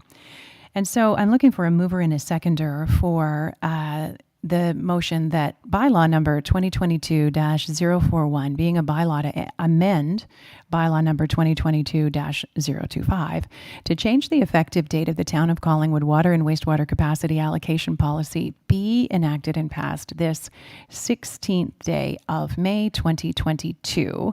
And I believe I'm going to add on the second clause there, and that is that staff report CAO 2022-08, servicing capacity update and proposed short-term exemption program continuation of interim control bylaw number 2021-024 ICBL be received. May I have a mover and a seconder, Councillor Jeffrey and Councillor Hamlin? See, I did see you. And so on those two clauses of this very long motion, may I call for questions or comments? Seeing none, I will call the question. All those in favor? That passes unanimously. Thank you. We now move on to item, the third. The next piece of this long motion, which is that Council endorse the short-term ICBL exemption program as outlined in this report, which would remain in place until the appeals are either withdrawn or resolved and the ICBL ceases to be in effect, or until December 2022, whichever is earlier. May I have a mover and a seconder for that clause of this long motion? Councillor Madigan and Councillor Jeffrey. Questions, comments, or queries? I call the question. All those in favor? That passes unanimous. Oh, that passes, although those opposed. Noted. The next one, and further that bylaw number 2022-025 be amended to set the effective date of the town's servicing capacity allocation policy as May 17, 2022. Questions, queries, comments? Oh, I need a mover and a seconder, sorry. Councillor Jeffrey, Councillor Madigan. Questions? Seeing none, I call the question. All those in favor? And and all those opposed? Noted. That carries. And further, that this report be considered at the May 16, 2022 meeting of Council to facilitate an accelerated first intake of ICBL exemption requests in June 2022. Mover, seconder? Councillor Doherty. Councillor Jeffrey. Questions? Seeing none, I call the question. All those in favor? And that passes unanimously. And further, that the lands identified as 31 Huron Street be exempt from the provisions of the ICBL and added to Schedule A of bylaw number 2021-024 with the purpose, or for the purpose, of establishing a mixed-use residential commercial building with a water capacity allocation of 132 SDUs. Mover, Councillor Jeffrey. Seconder, Councillor Doherty. Questions? Seeing none, I call the question. Those in favor? That passes unanimously. And further, that Council approve the following option for the lands identified as 26 Elm Street. And this is what passed at the Development and Operations Committee meeting and is staff recommended. An exemption from the provisions of the ICBL be considered concurrently with the site plan when it is advanced to Council for consideration. Do I have a mover? Councillor Madigan. Seconder, Councillor Jeffrey. Questions? Councillor Carrier. Thank you, Chair. I would propose an amendment that everything after ICBL be stricken and after B, change the word to approved. pretty sure that's not a friendly amendment. So I will, what do I do in this case? Clerk Dahl. Thank you, Chair McLeod. Councillor Carrier will need a seconder for his amendment. It would be an amendment required to the motion, not a Thank friendly you. amendment. Do you have a seconder, Councillor Carrier? I don't lobby I'm sorry? my colleagues for a seconder. Oh, okay. Councillor Doherty, are you seconding this motion or this amendment to no, the motion? I'm just through you to Councillor Carrier. I would just like to get clarification. When you say B, are you referring to Appendix B? Through the chair to Councillor Doherty, it says staff recommended an exemption from provisions of ICBL be considered concurrently with the site plan when it is advanced to the council for consideration. I'm asking, my amendment is striking everything after the word be and then just changing it to be approved. Does that help, Councillor Doherty? I believe what Councillor Carrier's motion is to reverse the decision of the Development and Operations Committee and provide the exemption for 26 Elm Street, full stop. Does he have a seconder? Councillor Madigan. Questions, comments, queries? Councillor Jeffrey. Thank you, Chair McLeod. If we could just have a member of staff, maybe Director Slama, confirm the SDUs represented by this request. Thank you. I believe the staff report says 7, but I will get confirmation from I just wanted it publicly. Director Slama. Yeah. Director Slama? Thank you, Madam. Thank you, Madam Chair. I would actually look to Manager Ayers for that, just for the confirmation. Manager Ayers? Thank you, Madam Chair. So Enswell Beer has submitted that their proposed restaurant with small scale accessory brewery at 26 Elm Street will require a total of 7 SDUs. However, it's planning services understanding that that has been submitted by Enswell and not necessarily a qualified professional. And so without additional details as to how those calculations were formulated, staff have not verified to date that 7 SDUs is a number that we would agree with at this point. So it's 7, Councillor Jeffrey. Thank you. Any other comments? Councillor Carrier, speaking to your amendment. To that point, when I listened to the meeting about how many SDUs folks are getting, I understood the comments from our staff that we can grant an exemption. What we can't really control is the number of SDUs. So somebody might get more SDUs than they've said they were going to get. So instead of standing in the way of a number that might be right or it might be wrong, let's just get out of the way and post-COVID, get these businesses going. Thank you, Councillor Carrier. Any other questions or comments on this? I see you, Councillor Hamlin and Councillor Doherty.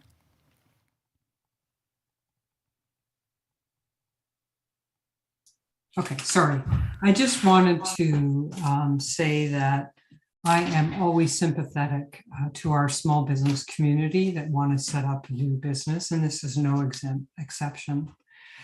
But I don't feel that this particular project is far enough along for us to be saying tonight we should be granting an exemption from the interim control bylaw. We don't know yet whether the numbers for the units of water that will be used have been calculated by an engineer, which has been the requirement of every other business that's come forward. We're nowhere close, as far as I can tell, to having a site plan approved for this property.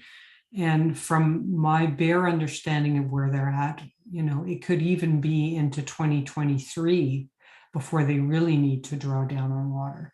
I just feel that they need to be going through the process, which starts tomorrow for 10 days, and lay out exactly what their intentions are, where they hope to be in the planning process.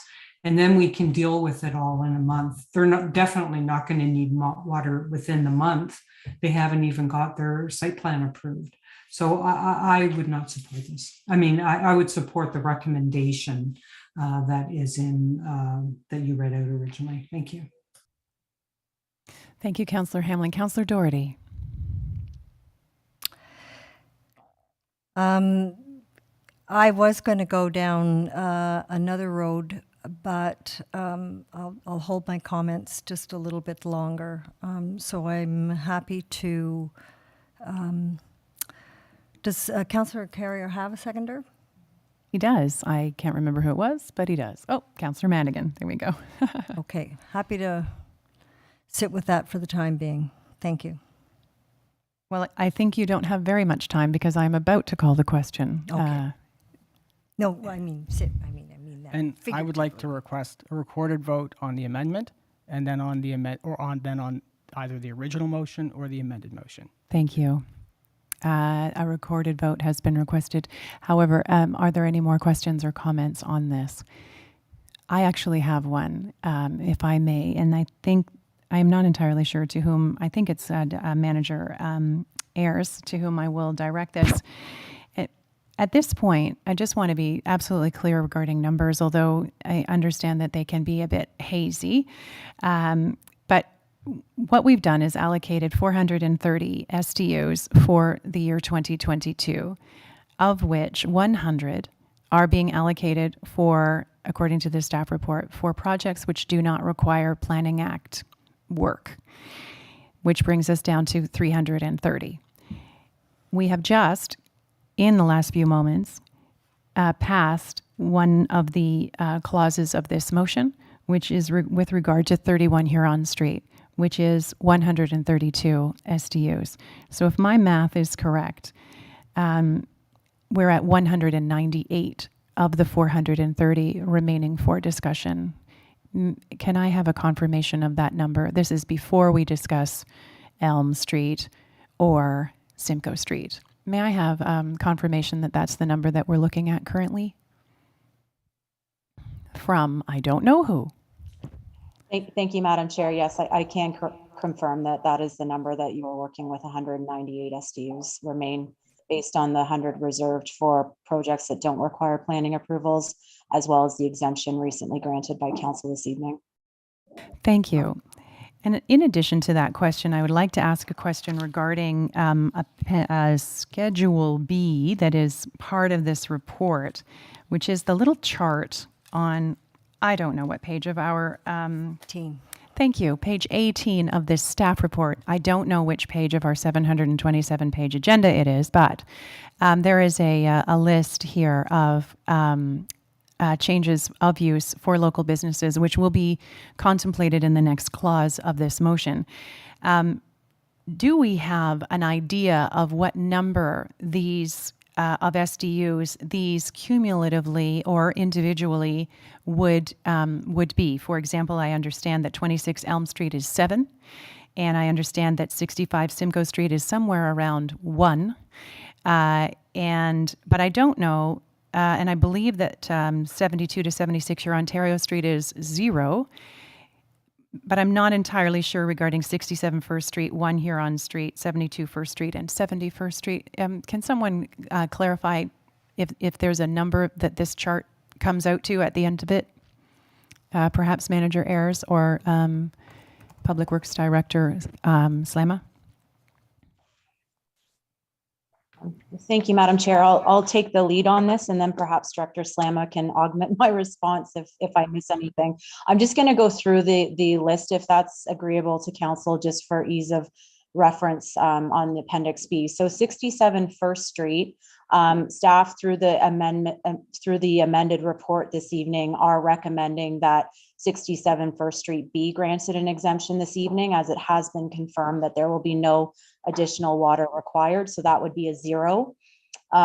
With regard to 1 Huron Street, that's the new dental, Collingwood Family Dental Office. I believe that they have submitted, they will require approximately 0.8 to 1, I can't remember, it's 1.2 or 1.5 SDUs. The Trot Block We received some information from their architect this afternoon, and they have indicated that they do not anticipate any increase in water based on the infrastructure. However, there has not been a detailed review by staff of what was submitted, and I believe based on what was submitted, some additional information pertaining to occupancy would be required to determine that what that water requirement may be. 65 Simcoe Street, you've already indicated that staff are anticipating it'll be approximately 1 SDU. 72 First Street, the applicant or the owner of that property has indicated that they don't have any immediate plans to make that conversion. So staff are suggesting that it would be premature to issue an exemption at this point in time. With respect to 71st Street, similarly, it is a proposed restaurant conversion to a cannabis retail store, and the AGCO has not yet issued their retail store authorization for that property. So again, staff are suggesting that until we know for certain that a cannabis retail store can locate there, that it would be premature to grant an exemption for that conversion. And then 26 Elm Street, we've already discussed, it would be 7 SDUs. Thank you very much. I just wanted clarification on that prior to calling the vote. I wanted to be sure that all of council understood what was before us. All right. And so we are looking at the amendment to this clause of this motion, which is, and further that council approve the following option for the lands identified as 26 Elm Street, and an exemption from the provisions of the ICBL be approved is the amendment brought by Councillor Carrier and seconded by Councillor Madigan. Any further questions on this before I call the question? Oh, and we would like a recorded vote. That's correct. Clerk Dahl. Thank you, Chair McLeod. All those in favor, please raise your yes cards. And all those opposed, please raise your no cards. And I believe that passes unanimously. No, Oh. Councillor Hamlin voted in the negative, so that is a 7-1 carried. Thank you so much. Thank you, Deputy Clerk Dahl. We move on to the next amendment. That was 6-1, right? 6-1. There's only 7 of us Thank here. you. We had so much math already. So the next piece of this very long motion is the amendment that was brought at Development and Operations, which is, and further that as an additional exemption to the staff report, the lowdown expansion located at 65 Simcoe Street be provided an exemption to the ICBL, subject to an engineering report, advising that no additional water capacity be required, if any, to the satisfaction of staff. I will need a mover and a seconder for this clause. Sorry, Chair McLeod, that was an amendment, so we still have to vote on the main. Oh, right. Yeah, thank you. Oh, things were going so well. Can we have a vote on the amended section of this motion, which is? Chair McLeod, they were both asked to be recorded. So let's have a recorded vote on the amended motion. Piece of the motion. Thank you, Chair McLeod. All those in favor of the motion as amended, please raise your yes cards. And all those opposed to the motion as amended, please raise your no cards. That's carried 6-1 with Councillor Hamlin voting in the negative. Thank you. Thank you. Now we move on. I knew things were going too well. Yay! Amendment, and further that as an additional exemption to the staff report, the lowdown expansion located at 65 Simcoe Street be provided an exemption to the ICBL subject to an engineering report advising that no additional water capacity as required, if any, to the satisfaction of staff. Do I have a mover and a seconder for this clause of this motion? Councillor Madigan. I would ask if we can get a friendly amendment to this just to take out the staff requirement, and I'll tell you why I'm going to put this forward. With the summer season being upon us and COVID still being a bit of a slowdown for the lowdown, sometimes work is not accessible as expedited as we need. So with the time sensitivity, of this, I would ask for a friendly amendment to take that off and grant them their exemption this evening. Okay, so similar to what Councillor Carrier brought forward, you were just striking the final clause of the clause. Clause of the clause, yes. Okay. So do you have a seconder? You have a seconder. Councillor Berman is the seconder. And do we have questions or comments regarding this amendment? Councillor Jeffrey. Want to make sure we had a mover and a seconder for the motion to be able to amend it. That is a good point. We have a mover, Councillor Madigan. We have a seconder, Councillor Berman, and now we have an amendment to the motion that they moved, and they're moving the amendment. Excellent. Thank you. Questions, comments, queries? Councillor Carrier. Thank you. I'm supportive of it, and I would like a recorded vote on both the amendment and the motion. Thank you so much. Other questions or comments from members of council on this amendment? Seeing none, I'm calling the question. I'm passing it over to the Deputy Clerk for the recorded vote on the amendment. Thank you, Chair McLeod. All those in favor of the amendment, please raise your yes cards. And that is unanimous. Thank you. Thank you. And now, moved by Councillor Madigan and seconded by Councillor Berman, I will move that the amended motion come to a recorded vote from Clerk Dahl. Thank you. All those in favor of the amended motion, please raise your yes cards. And again, that's unanimous. Thank you. Thank you so much. All right, turning the page.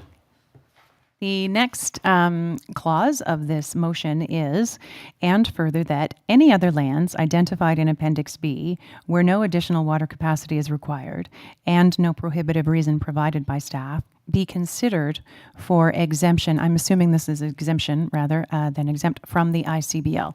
And so these, again, are back to that chart that we were referring to with 67 First Street, 1 Huron Street, Hurontario Street, Simcoe Street, First Street, and Elm Street. I'll need a mover and a seconder for this clause. Councillor Madigan, Councillor Jeffrey, questions, comments, queries? Councillor Carrier and Councillor Doherty. Yes, I hate to be a bother this evening, but I would like each of the properties to be voted on separately because some may have a certain amendment and others will not. Thank you. Thank you. Okay, so just gathering my thoughts. So what we will do here then is I will look for a mover and a seconder, and since we're severing this, it will be and further that the lands identified in Appendix B as 67 First Street, where no additional water capacity is required and no prohibitive reason provided by staff, be considered for exemption from the ICBL. Do I have a mover and a seconder on that? Councillor Carrier, have I done something incorrectly again? Be approved. Be approved. There we go. So mover is Councillor Madigan, seconder is Councillor Carrier. Do we have discussion regarding 67 First Street? Councillor Carrier. Recorded vote, please. Thank you. We will get a recorded vote. First, I will ask if there's questions or comments from the council on this piece of this motion. Seeing none, Clerk Dahl. Thank you, Chair McLeod. All those in favor of 65 First Street, please raise your yes cards. 67. Oh, 67. Thank you. There's too many things going on here. And that's carried unanimously. Thank you. Thank you. And the next one is, and further that lands identified in Appendix B as 1 Huron Street, where no additional water capacity is required and no prohibitive reason provided by staff, be considered exempt from the ICBL. That's the wording that you were looking for, wasn't it, Councillor Carrier? You wanted to provide exemptions to all of these, or at least to discuss that? Right. There is no prohibitive reason, so I would just say be approved. Oh, I see. Okay. So what we're looking for a mover and a seconder for on this is, and further that, lands identified as 1 Huron Street be approved as exempt from the ICBL. I need a mover and a seconder. Councillor Doherty, Councillor Jeffrey. Questions? Comments? Recorded vote, please. Thank you, Councillor Carrier. Clerk Dahl. Thank you, Chair McLeod. All those in favor of 1 Huron Street, please raise your yes cards. And that's carried unanimously.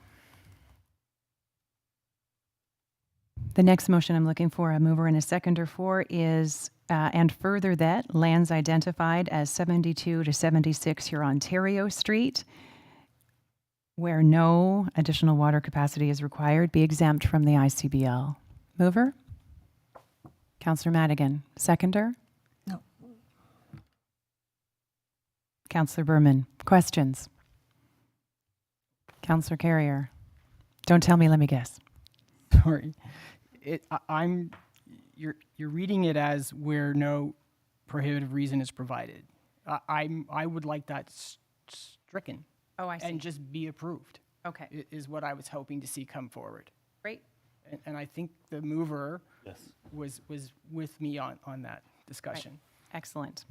Since we've already done that twice, I'm pretty sure we're okay to do that. So further that the lands identified as 72 to 76 Hurontario Street, the Trot Block, be approved for an exemption to the ICBL.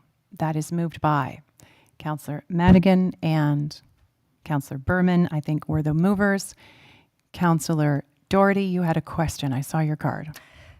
It's okay. It was basically the same question Okay. as Councillor Carrier was asking. Councillor Hamlin has a question. Thank you, Councillor Hamlin.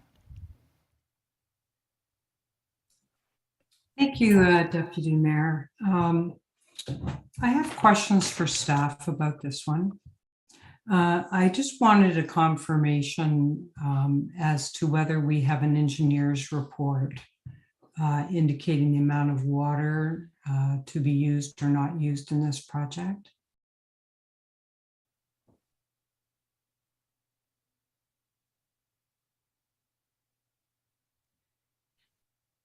Manager Ayers, I'm sorry. I forgot that I was the chair for a second.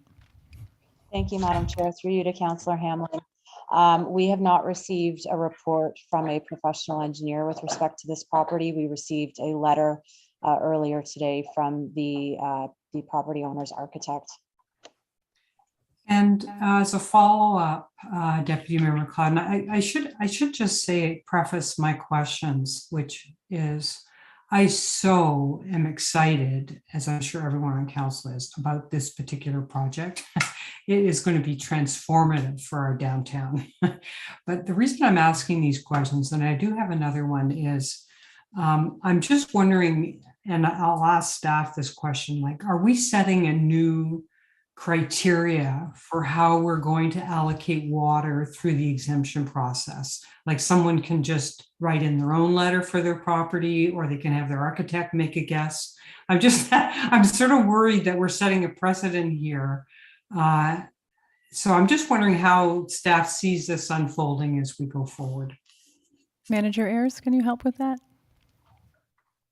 Thank you, Madam Chair. Through to Councillor Hamlin and Director Slama may have some additional comments, but my understanding is that the language that we will be outlining in the communications that follow tonight's meeting is that we will be seeking a calculation as to the SDUs associated with any given project prepared by a qualified a professional engineer or a similar qualified professional to the satisfaction of staff. Okay, thank you. So I think my comment will be, I won't support this much in the same fashion as I didn't support the Elm Street proposal, because I think we need to have making sure that we're getting, you know, a number that's been supported by an engineer before we grant exemptions based on how much water are going to be used. Thank you. Thank you very much, Councillor Hamlin. Any other questions or comments? Councillor Carrier. The earlier discussions with the previous meetings, and I'll echo my earlier comments, said that it might be 1, it might be 10, It might be 100. We're granting an exemption. We were told tonight that the authority is not delegated to staff to provide an exemption under the ICBL. That is the privilege of this council. And so I'm suggesting that we exercise our privilege in support of a business community that has been struggling for 2+ years and has brought forward their concerns. We've balanced that with the professional staff report, and whatever the vote will be, it will be. But I think we're doing our job, and I would request a recorded vote. Thank you. Any other comments or queries from the council? Councillor Hamlin, you've spoken once. Are you bringing new information to this conversation? I just have a question which arises out of Councillor Carrier's remarks for staff. Thank you. Through you, Deputy Mayor McLeod, I'm just wondering, the ones we're dealing with tonight, which, all have merit. These are individual companies or individuals who have written council ahead of the application process. And I'm wondering, does staff have any sense of how many other owners are in the wings waiting for the application process to start? Or is this it? Thank you. Thank you. Which staff member would like to reply to Councillor Hamlin on this issue? Oh, there you are, Manager Ayres. Thank you, Madam Chair. Through you to Councillor Hamlin. I can't give an exact number this evening. As you indicated, the list in Appendix B is just a reference to the specific inquiries we received from business owners leading up to the publishing of the original report to the Development and Operations Services Standing Committee. I can confirm that there are a number of businesses that have active site plan applications that have currently been on hold. I mean, they're certainly being processed, but they haven't been able to be brought to conclusion as a result of the interim control bylaw. And there are a number of businesses or development files out there that are waiting for either an exemption and or their site plan approval to advance. Thank you. Does that assist anything further, Councillor Hamlin? That's everything. Thank you. CIO Skinner has something to say too, I believe, in response to that question as well. Yes, thank you, Chair. And this is also for Councillor Carrier. He's made some comments about water use. And it is true that once the ICBL is lifted, the requirements for the property are, the ICBL is too blunt of a tool to say 2 SDUs or 3 SDUs or something of that sort.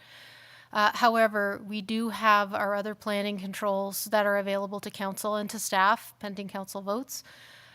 Things like the site plan, for example, or allowed uses on a property. So while someone may use 2 or 3 or put in some low flow fixtures and only use 1, council does have some general control. For example, when a site plan or other approvals have been granted by council.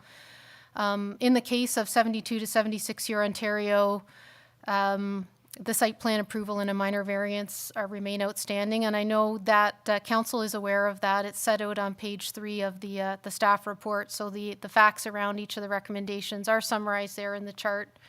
And I know you'll make your votes as you see appropriate, but I wanted to make sure you had all the that bit of context. Thank you.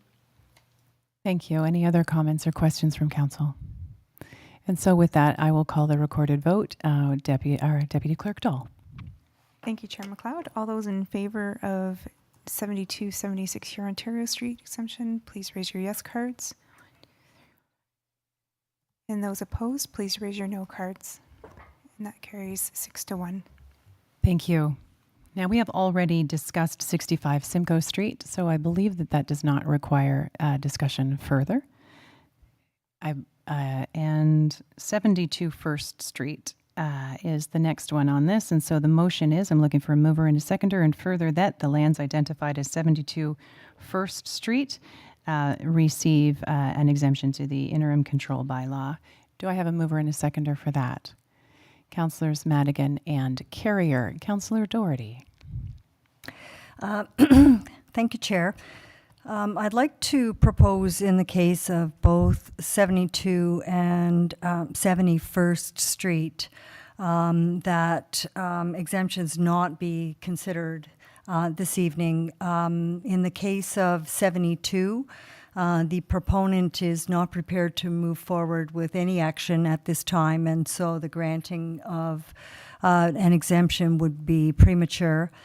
And in the case of 71st Street, they require an approval from the provincial government to move forward with their business. And so, again, an exemption would be premature on the town's part for this proponent. So my suggestion would be to delete both of these from Appendix B, or at least not to grant an exemption at this time.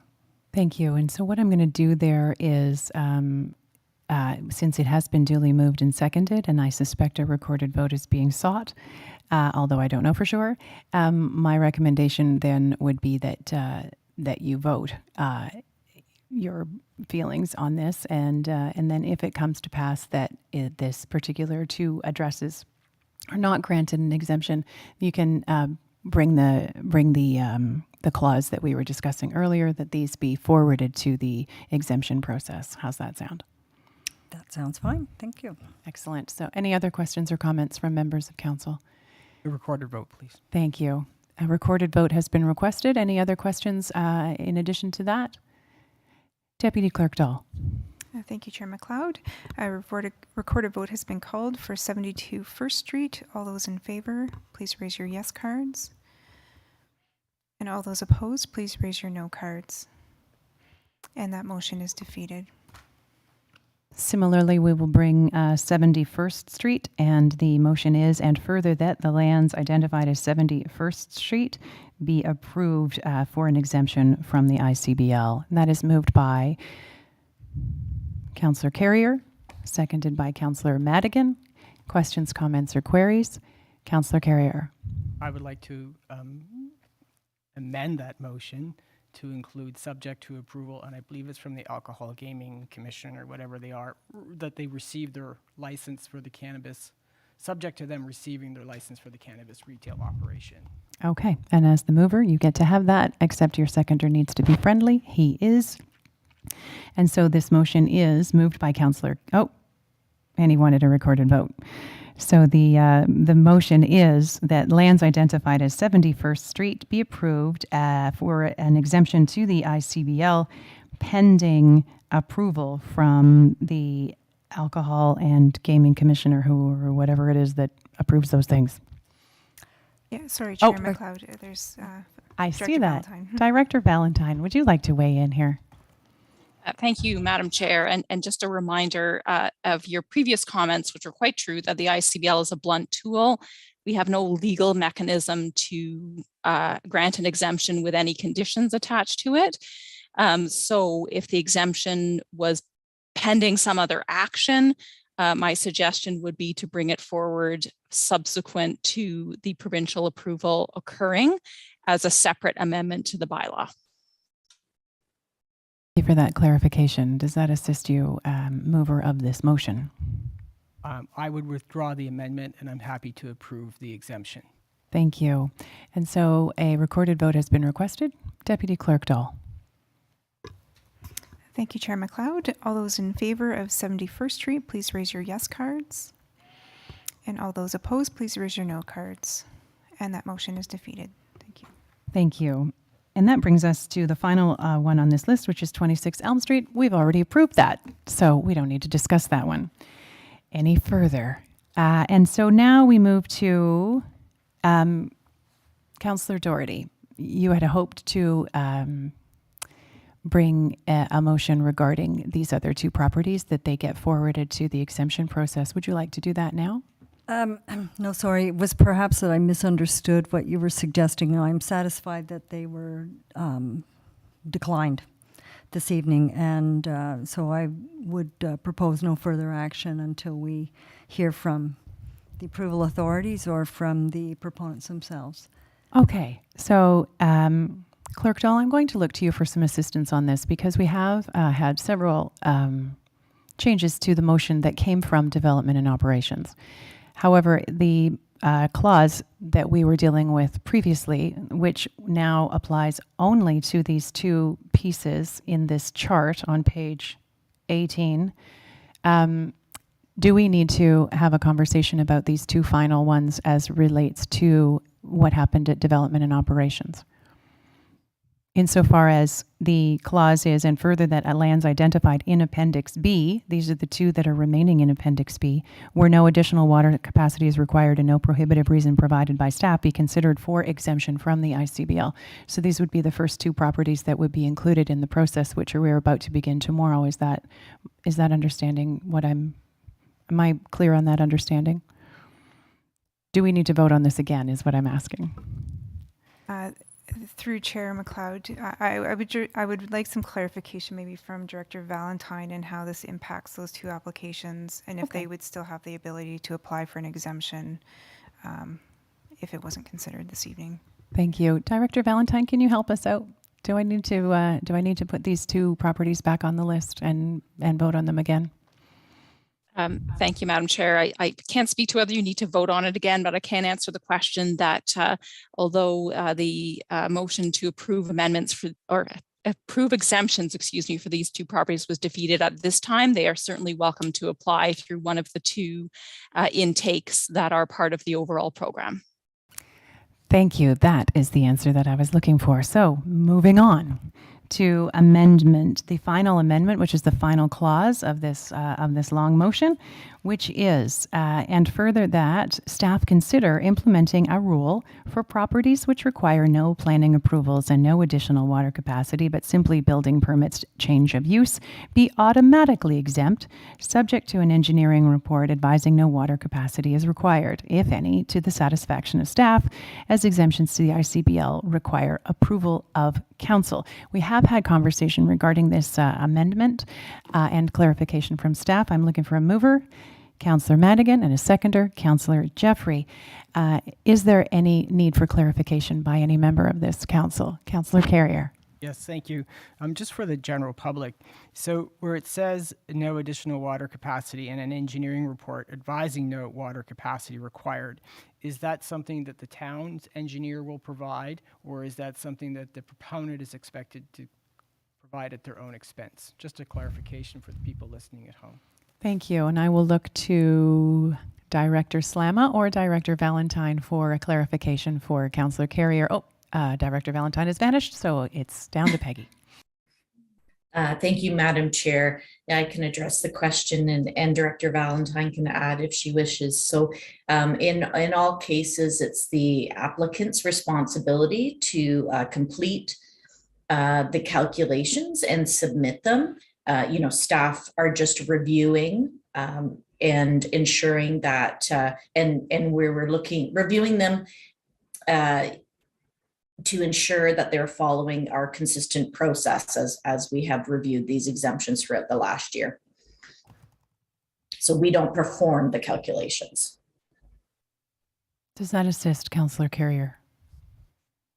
Thank you. Okay. Any other questions for clarification? Director Valentine has something to add. Thank you. Yes, thank you, Madam Chair, for further clarification. That while the motion reads an engineering report, as Manager Ayers indicated earlier, the town would be open to accepting reports from other professionals that have similar qualifications to be able to undertake these calculations. Does that assist as well? Yes, so it could be a CET, it could be, right. Okay. Okay, thank you. Any other questions from council? Thank you. And so, no recorded vote? Okay. Yes, please. I will pass this question moved by Councillor Carrier and seconded by Councillor Madigan, or vice versa, it was Madigan Jeffrey, wasn't it? To Deputy Clerk Dahl. Thank you, Chair McLeod. All those in favor of the motion, please raise your yes cards. And that's carried unanimously. Thank you. And that brings us to the end of item number 11. Deputy Clerk Dahl. Yes, thank you, Chair McLeod. Because of all the amendments that have taken place, we will have to amend the bylaw that's on the agenda, bylaw number 2022-42, to include those additional amendments. So if I can read something out to confirm that we've captured all of the exemptions that have been approved. Well, better you than I. Okay. That bylaw number 2022-42 being a bylaw to amend bylaw number 2021-24 to add the following properties to the list of exemptions to the ICBL, be enacted and passed the 16th day of May. And those include 31 Huron Street, 67 First Street, 26 Elm Street, 1 Huron Street, 72, 76 Hurontario Street, and 65 Simcoe Street. I'll need a mover and a seconder for that bylaw. Councillor Madigan, Councillor Jeffrey. And I'll call the question. All those in favor? And that passes. Oh, unanimously. Thank you. Do we need the bylaw for the SCIP as well? I believe all other bylaws were passed. Okay, thank you. Oh, Yeah. it was. Yeah. You are correct. Thank you. Thank you. Okay. Councillor Madigan. Just before we move on, I have anticipation that our gallery might empty out. So I just want to say to the people at Enswell, thank you very much. Over the in my 8th year now that I've sat here, I've looked out from 2 different chairs into that audience, sometimes with disgust and disdain from the crowd, and from one of the partners in the business. I saw tears of joy and a fist pump. So this is arguably all of our last year on council. So thank you very much for that gift. Sometimes we forget the emotional aspect, forget about what COVID did, and kind of kick the crap out of everybody. But thank you for that personal gift to me, because I looked out and I'm not as hard as I think I am sometimes. So I appreciate that, and welcome to Collingwood, and hopefully you can just jump on the list and be in another award-winning brewery that we're so proud of in our community. So thank you for the gift, and great success, and thank you. Thank you for letting me say that. No It's stuff we sometimes forget about, putting people first, and that's a prime example that the people do not see at home. Forget about social media, trashing, and all that other crap that we have to go through. Thank you. Appreciate you. Thank you. Best of luck to you. And if you would like to leave, since your stuff is done, you certainly may. You can stick around for the fascinating remainder. Of course you're going for a beer. Yeah. On that, Chair McLeod, I will be exiting the meeting at 7:21 this evening. I have to go. At this time, since we are doing this, would anybody on council like a bio break at this time? We've been here for 2 hours and 15 minutes. We all good? Okay, let's continue then, shall we? Item number 12 on our agenda is a staff-provided motion regarding FCM Municipal Asset Management Program grant. And do we have a staff member who wishes to speak to this, or is it self-explanatory, CAO Skinner? I can't remember how this conversation went earlier today. Yes, I think that Treasurer Quinlan is still available to speak to it briefly. Treasurer Quinlan? And if not, I can start, and if she comes online, Maybe she'll she just left with the people augment. for the beer. Yeah. Hope so. Treasurer Quinlan has a group that is doggedly applying for grants that support our work, and one of them here is the FCM Municipal Asset Management Program grant, and we require a council resolution to direct us to do so. It's one of the requirements of the program, and if we get the grant, then we would be committing the funds from our own budget, which is the $16,878. We do hope that we will get it, and you will approve this proposed motion tonight. Thank you. And Treasurer Quinlan has come online. Is there anything you need to add to the CAOs? Okay. And so I'm looking for a mover and a seconder.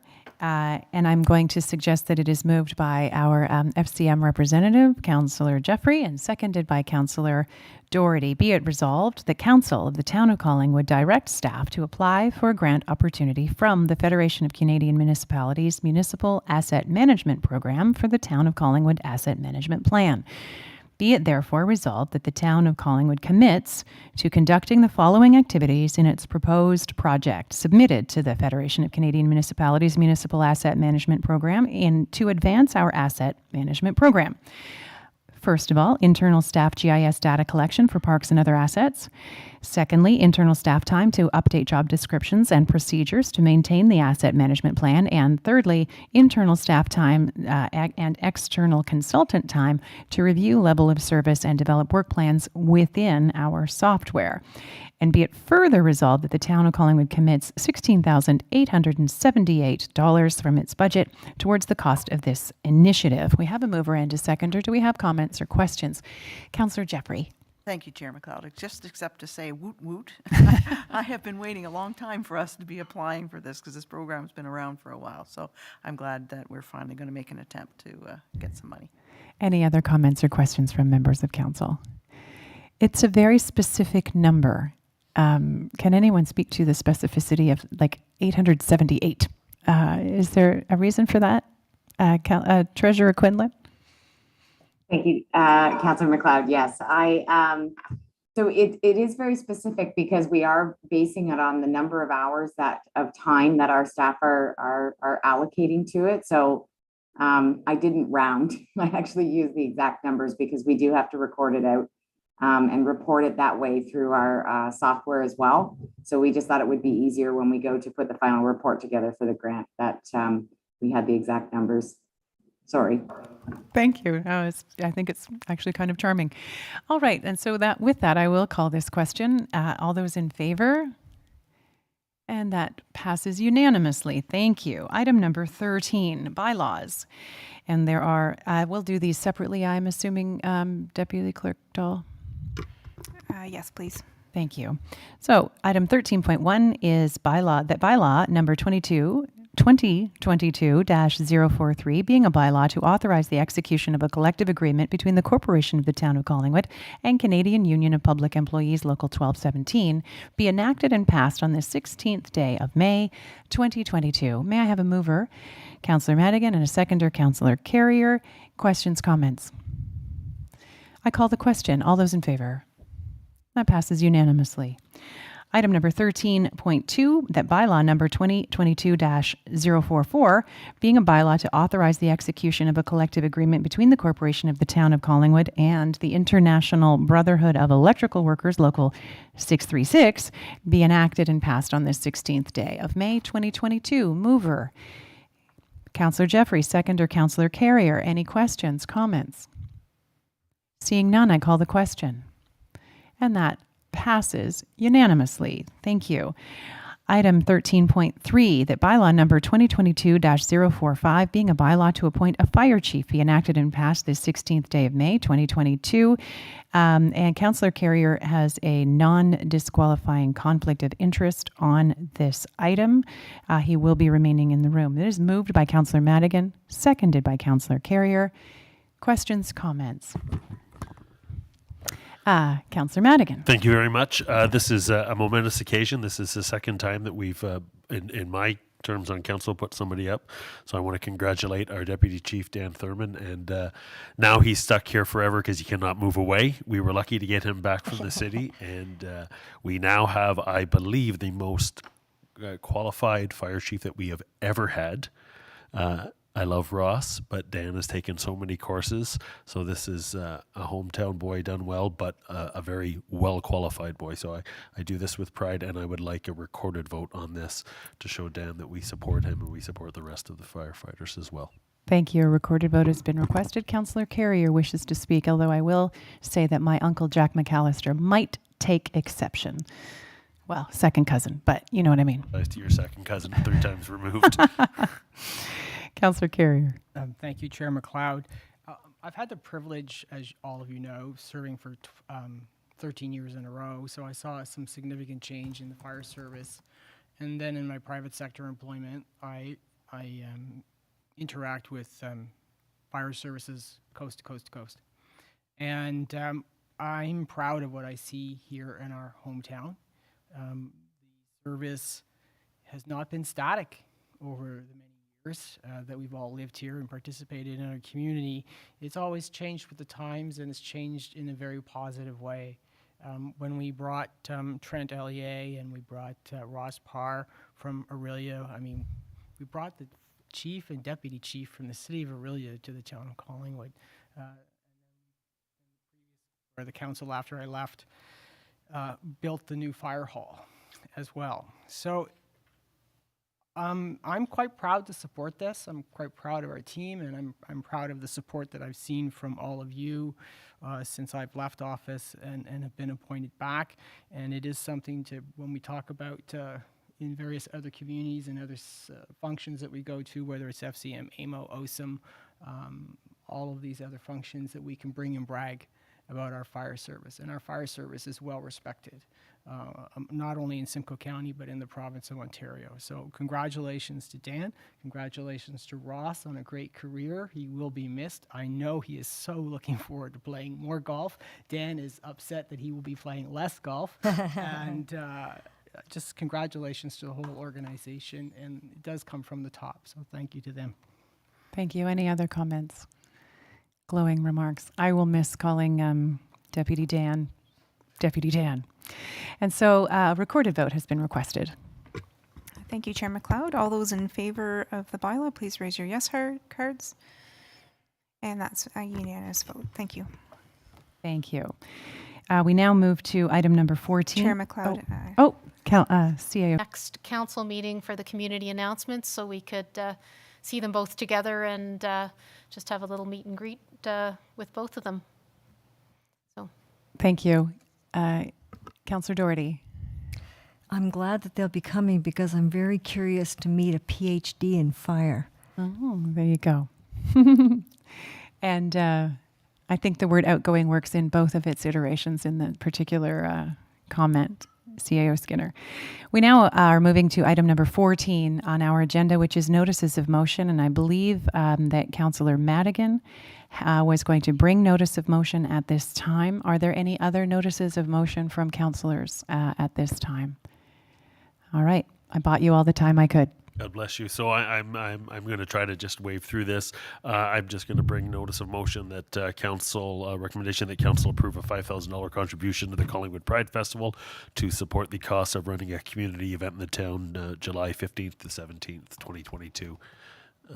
If there's discussion about it, the cost of this festival is upwards of $100,000. They have raised half of it so far. And I think in our past, we were always very cognizant of how much festivals brought into our community. And this one brings in a lot of, so I will be putting that forward next time. On the 30th Yes. of May. So that notice of motion has been provided, and we will, I'm sure you can wordsmith it with Deputy Clerk Dahl or Clerk Almus, and we will see that on the agenda when it comes out the Thursday prior to May the 30th. County report as item number 15. I don't really have one. There was a meeting 2 weeks ago, but I believe that this council has received the county highlights as part of a package. If there are any questions or queries about what happened at county council, I meant to bring my agenda so that I could speak to it, and I did not. So I'll be flying by the seat of my pants. Please don't make me do that. No one? Excellent. Thank you. The consent agenda, item number 16, a general correspondence list, of course, can be viewed by councillors. So we have a motion on the table. This is a bit of a doozy as well. I'll be looking for a mover and a seconder for the following. The council herein receive the general consent agenda, and further that the information and opinions provided in the general consent items are that of the authors and are not verified or approved as being correct. Item number 16.1. Clock tower illumination for World Inflammatory Bowel Disease Day, which is May 19th, 2022. 16.2, proclamation of National Accessibility Week, which is May 30th to June 4th, and which includes a flag raising event on May the 27th. 16.3, which is clock tower illumination for phenylketonuria, PKU Awareness Month, which is May of 2022. 16.4, which is Proclamation for Jewish Heritage Month, which is also May of 2022, and we'll be lighting up the clock tower on May the 31st. 16.5, the Collingwood Climate Action Team Maple Street Bikeway Feedback. 16.6, which is MHBC Planning regarding SIC discussion regarding Eden Oak Raglan Incorporated property. Those are the items on the consent agenda. I'm looking for a mover and a seconder to get them on the table. Councillor Madigan, Councillor Jeffrey. And are there any items that wish to be pulled for direction or discussion? I see none. Therefore, I will call the question. Those in favor? Thank you. That passes unanimously. Moving on to item number 17, old or deferred business. Is there any old or deferred business that we need to address at this meeting? Councillor Jeffrey. Thank you, Chair McLeod. So just a quick question on the replacement of the check that Dr. Miller brought up. Is there a way to go? I know our year end's probably done, but I would think that's a bit of a miss. Can we go back and correct that in addition to Councillor Madigan's request for funding for this year? Thank you. The treasurer or the CAO, and maybe just to follow up later and let me know. I don't need to know tonight.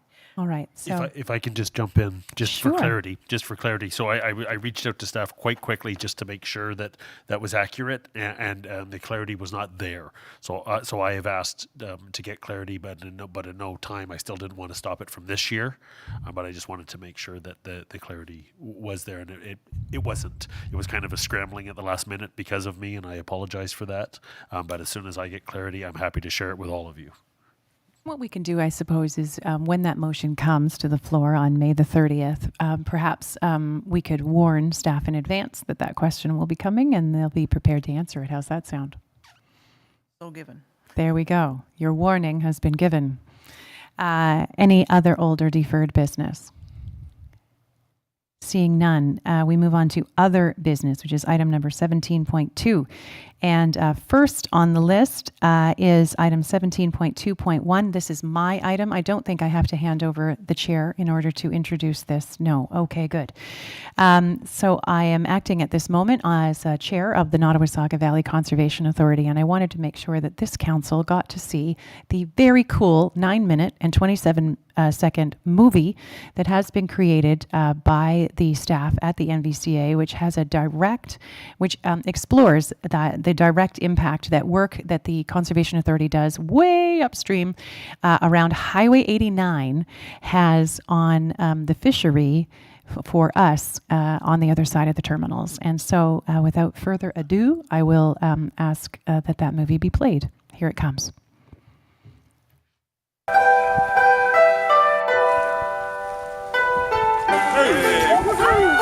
Nice fish. Yeah, that's a nice one.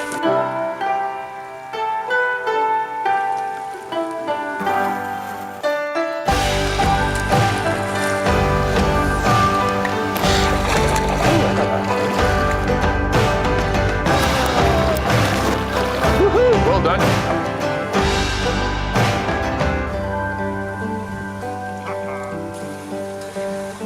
We're on the middle portion of the Nottawasaga River, and we're enjoying some rainbow trout fishing, or also called steelheading by some, where you're chasing large, bright, silvery rainbow trout that have moved in from Georgian Bay to start their upriver spawning migration. My name is Jesse Wright. I'm a seasonal fishing guide on the Nottawasaga River. Been a fishing guide for 18 years. This is such a unique fishery because you can fish it all year round. And due to the catch and release zone, it's open for fishing, and in places that other places are closed, people will still be accessing this fishery and using it 12 months a year.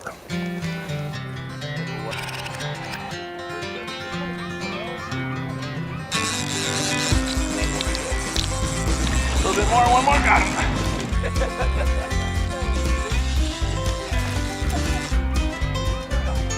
This is the day we have our Georgian Triangle Anglers Association Salmon Slam.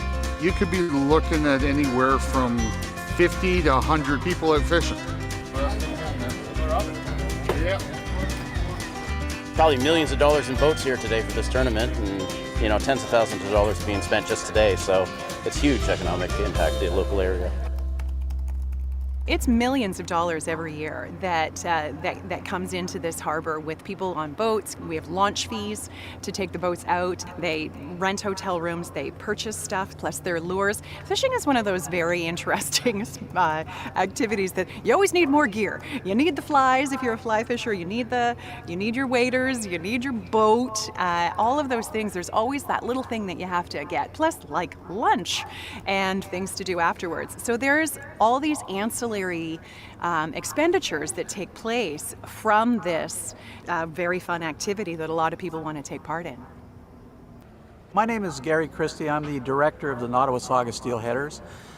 We're an organization of anglers and conservation-minded people that do a lot of good things for the watershed, which is important for the summer salmon slam that you see here. 30 to 40% of the salmon that are caught in Lake Huron and Georgian Bay come from the Nottawasaga River.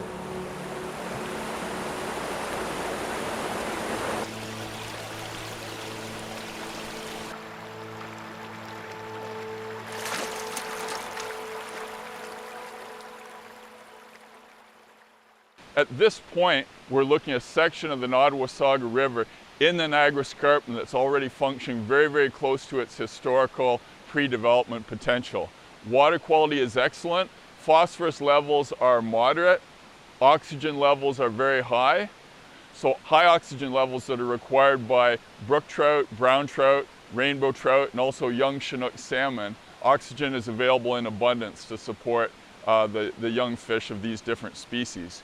We also have an abundance of gravelly and rocky habitat that provides excellent spawning habitat for cold water trout and salmon as well. And this is the type of water quality situation and high quality habitat that we're trying to extend and recreate further downstream. And of course on this site, we have a lot of cedar trees, and even the old cedar logs for the dead trees are in the water, where they provide terrific attachment points for aquatic insects. So having a stream that has live trees for shade and has old growth logs and woody material in the stream for habitat is a really key combination. The upper Nottawasaga and one of its other branches, the Pine River, are the really key big drivers for young salmon that support sport fisheries throughout the southern Georgian Bay region.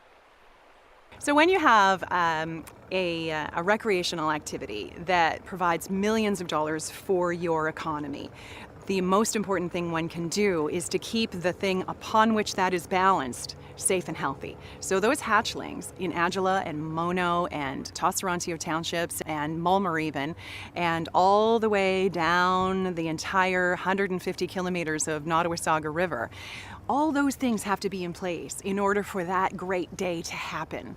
And so it's really important that the river be healthy, not just because healthy rivers are good, but also because healthy rivers provide money and provide economic activity in places like Collingwood, 150 kilometers away from where this little baby fish came from.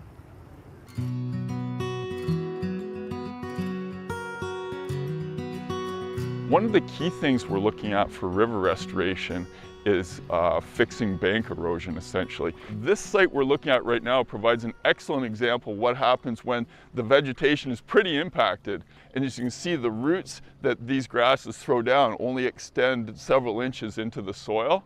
So this whole area from here to here is basically just loose dirt that's very easily eroded by the speed of the moving water.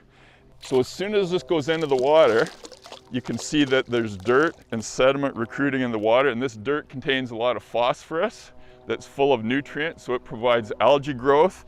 The dirt can go into like clean gravel and plug up the pores and make this sort of rocky material less suitable as spawning habitat for trout and salmon.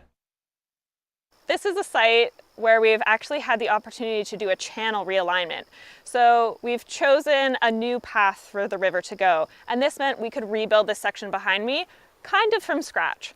Riffles are also really important fish habitat. Behind me there's some spawning salmon, and the salmon choose to lay their eggs here because the rocks are the right size for them to nestle their eggs right in between, and the cool, clean, oxygenated water can really roll over the eggs in those nests. So what we've done with our restoration efforts is we've changed the elevation of the bank. We've graded it with a large earth moving machine or excavator in a way that we can create low roots and introduce new vegetation where the roots extend right down below the river to lock up the soils and protect it. So the Ontario Trillium Foundation helped fund this project. So the funds that we receive help the Nottawasaga Valley Conservation Authority solicit matching funds through other sources such as TACLA, such as, Cabela's Bass Pro Shop. Having partnerships works. So the farmer, Kent Breeden, has very progressively worked with us, and he's been able to obtain grants from the Conservation Authority and other sources for a very large farm fence installation project. So in the background you can see where about 900 meters of fence have been installed on both sides of the river. It's called page wire fence that's designed to exclude the livestock from the watercourse itself and keep them within their pasture block. At this site, the bank has been flattened out and terraced, and the large 20-ton excavator we use has brought in natural sod and grasses and replaced them on the stream to create a stable bench environment. It hasn't really been an inconvenience to me to do this. You know, it's improved fish habitat. It's better for the cattle. They're not in the river. You know, it's going to cool the river down. It's a win all the way around for everything. I think it's I don't see why anybody wouldn't do it. You know, it's just a great project. You know what? It's really important that people get out, volunteer, help plant trees, help educate people about the importance of our environment. So it's very important to understand the significance of the restoration program we're doing. That's the chief one right now. It's very critical to this fishery. So without programs like the Nottawasaga River Restoration Program, you know, God knows what we're going to see in the future. Our goal is to restore 10 kilometers of the Nottawasaga River. You can help by donating towards the costs of equipment, materials, and staffing, or by volunteering to work with us on our volunteer workday. Let's do this together so that our children and grandchildren can experience this amazing sport fishery.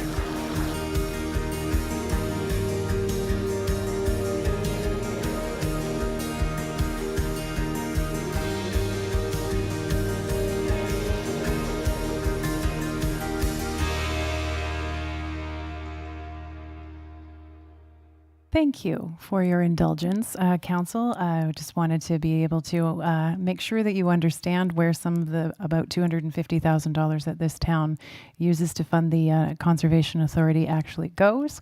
And there are big discussions that are about to take place between the staff of the Conservation Authority and the staff here in Collingwood, along with the staffs of actually every municipality within the Conservation Authority, all 18 of them, regarding memorandums of understanding. And so I think understanding is really important, and that's why I wanted you to see that little production that was put together by the staff. Any questions or comments regarding that? Councillor Carrier. Thank you, Chair McLeod. That was quite fun. It's been a long time since I sat at a Conservation Authority meeting, and I think Councillor Doherty sat on the Conservation Authority as well for a while. It's certainly a great group.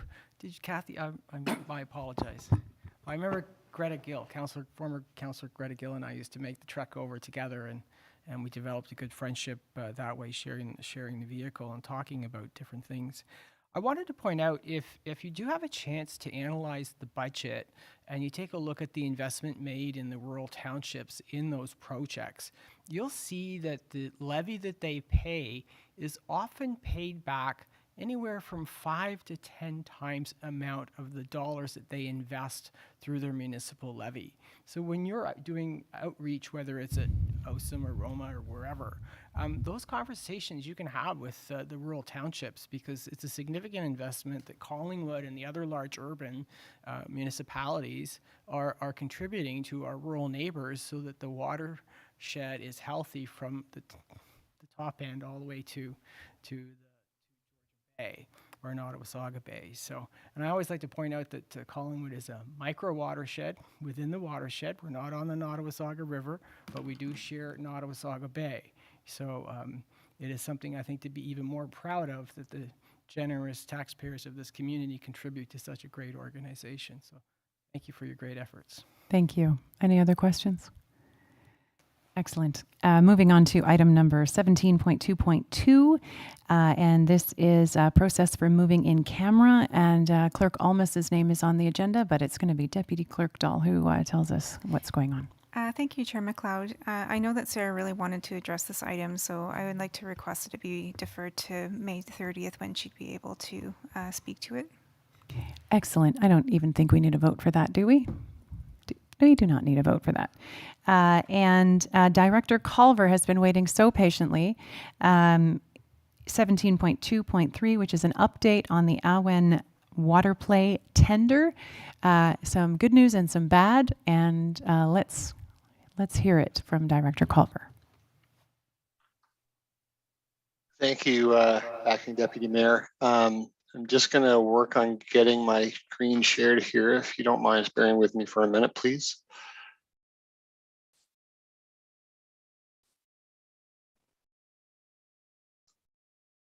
There we go. I think you can see my screen now. Yep. Or maybe I'm on the wrong screen. No, we've got you. See the sure deck? Can. Okay, great. Okay. Thanks very much for allowing this to be a bit of a last minute add to the agenda. And my apologies that I didn't get you an advanced version of the deck until late today. But this is something that staff are working through in real time with some urgency, given that our goal has always been to have the water play facility constructed and completed as soon as possible. But the last few years have been very difficult, and we're still working through challenges now. So to start with, if long as I can flip slides here, I'm just going to do a little bit of a backgrounding on the Awen water play. So these were the project objectives to begin with. That through understanding the waterfront master plan and the consultation that went into that with some of the largest feedback ever received from the public for any of our communication outreaches, our master plan outreaches.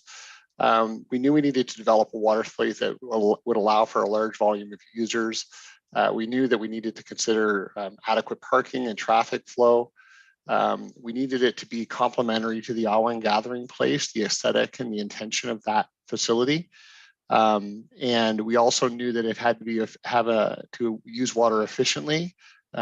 Which is why the design includes a water recycling portion of the system, and we're working toward gray water irrigation being one of the other opportunities coming from the facility. And we also knew through a great deal of public consultation that we have not enough public restrooms in our parks. So this project actually includes a washroom as well as a change facility for the splash pad. So our activity to date, and this is just a couple of slides, but it goes back to a pre-consultation with the development committee. We had studies that were prescribed at the DevCom, including D4, which is a study that's done when a site is a former landfill, as we knew this site was. And so that D4 study was one important piece of the puzzle. An environmental impact study was another important piece of the puzzle. We also worked through floodplain analysis and as well as some soil work. We also had to then take what was conceptually outlined in the waterfront master plan of 2016 and apply the new understanding, the new information that we had acquired through these studies to re-rationalize the design and layout and site planning for the park. Following that, we're engaging in First Nation consultations, some very generous and conscientious advice that was provided by Dr. Duke Redbird, which led to the Awen water play being a reflection of the Indigenous water cycle, and specifically with reference to the Thunderbird, who was the bringer of rain in Indigenous tradition. So on October 2019, we shared a preliminary design with Council. There was an approval of the 2020 budget, which then led to the development execution of the site servicing and parking lot. At that point, we needed to take two attempts at tenders. The first tender came back unsatisfactory. First tender attack came back unsatisfactory. The second attempt a lot was successful, but that did cause us to delay into the following year. However, we were completed, the parking lot grading, stormwater management, and site servicing were all completed in August of 2021. We had a refinement of the water play design that was based on everything from soil analysis, technical requirements, and consultation with the health unit. That led to an adjusted design that was shared with Council in June of 2021. We'd asked Dr. Redbird to help us with some Indigenous artwork, which he completed shortly around that time. There was a development of a tender for construction, which was issued into market. The tender closed on April 21 of this year. A single bid was received, fully compliant and deemed capable as a proponent for the project. Because we only had one bid, and because the bid was higher than we had hoped for, we had asked purchasing for advice, and after consultation with purchasing, we had some discussions with the bid proponent. We also followed up with non-bidders, so some of the proponents that we had expected to bid, to find out sort of why they didn't bid. And that negotiation with the bidder is actually yielding opportunities for lower pricing than was bid, based on clarifications of their bid offering and approved alternatives that we are able to accept. So the budget for 2022, as approved by Council, was about $1.9 million. And so where we are right now is that we're working with that on finishing that negotiation, getting full clarity from the bidder to be prepared to provide a report to Council on May 30th regarding a variance to the budget, how much more the bid might cost, and where that funding would come from. At this point, it's being funded by development charges, and we would expect the variance to be funded by development charges, but all this will be confirmed in a report to Council for May 30th. Pending approval and awarding the tender and proceeding to construction, we'd be looking at construction through summer of 2022. We'd be looking for completion for fall of 2022. We'd be looking at a grand opening in the spring or summer of 2023 before the hot season hits. The proponent has indicated that they're willing, capable, and equipped to expedite the project, and so we would be again looking to move this forward. And so I just thought I would give you a quick brief tour of the site using some renderings that some of which you've seen before. You can see the gathering place, the gathering place in the distance, and the Awan water play on the left side of Harborview Park. This is an aerial view of the water play. This is the waterfall, which is the large expressive feature within the park, and the rendering of Dr. Redbird's artwork.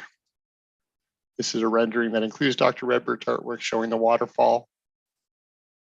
This is a bit of an oblique view looking up through the lily pads of the water play. And then just finally a bit of an oversight of the water play.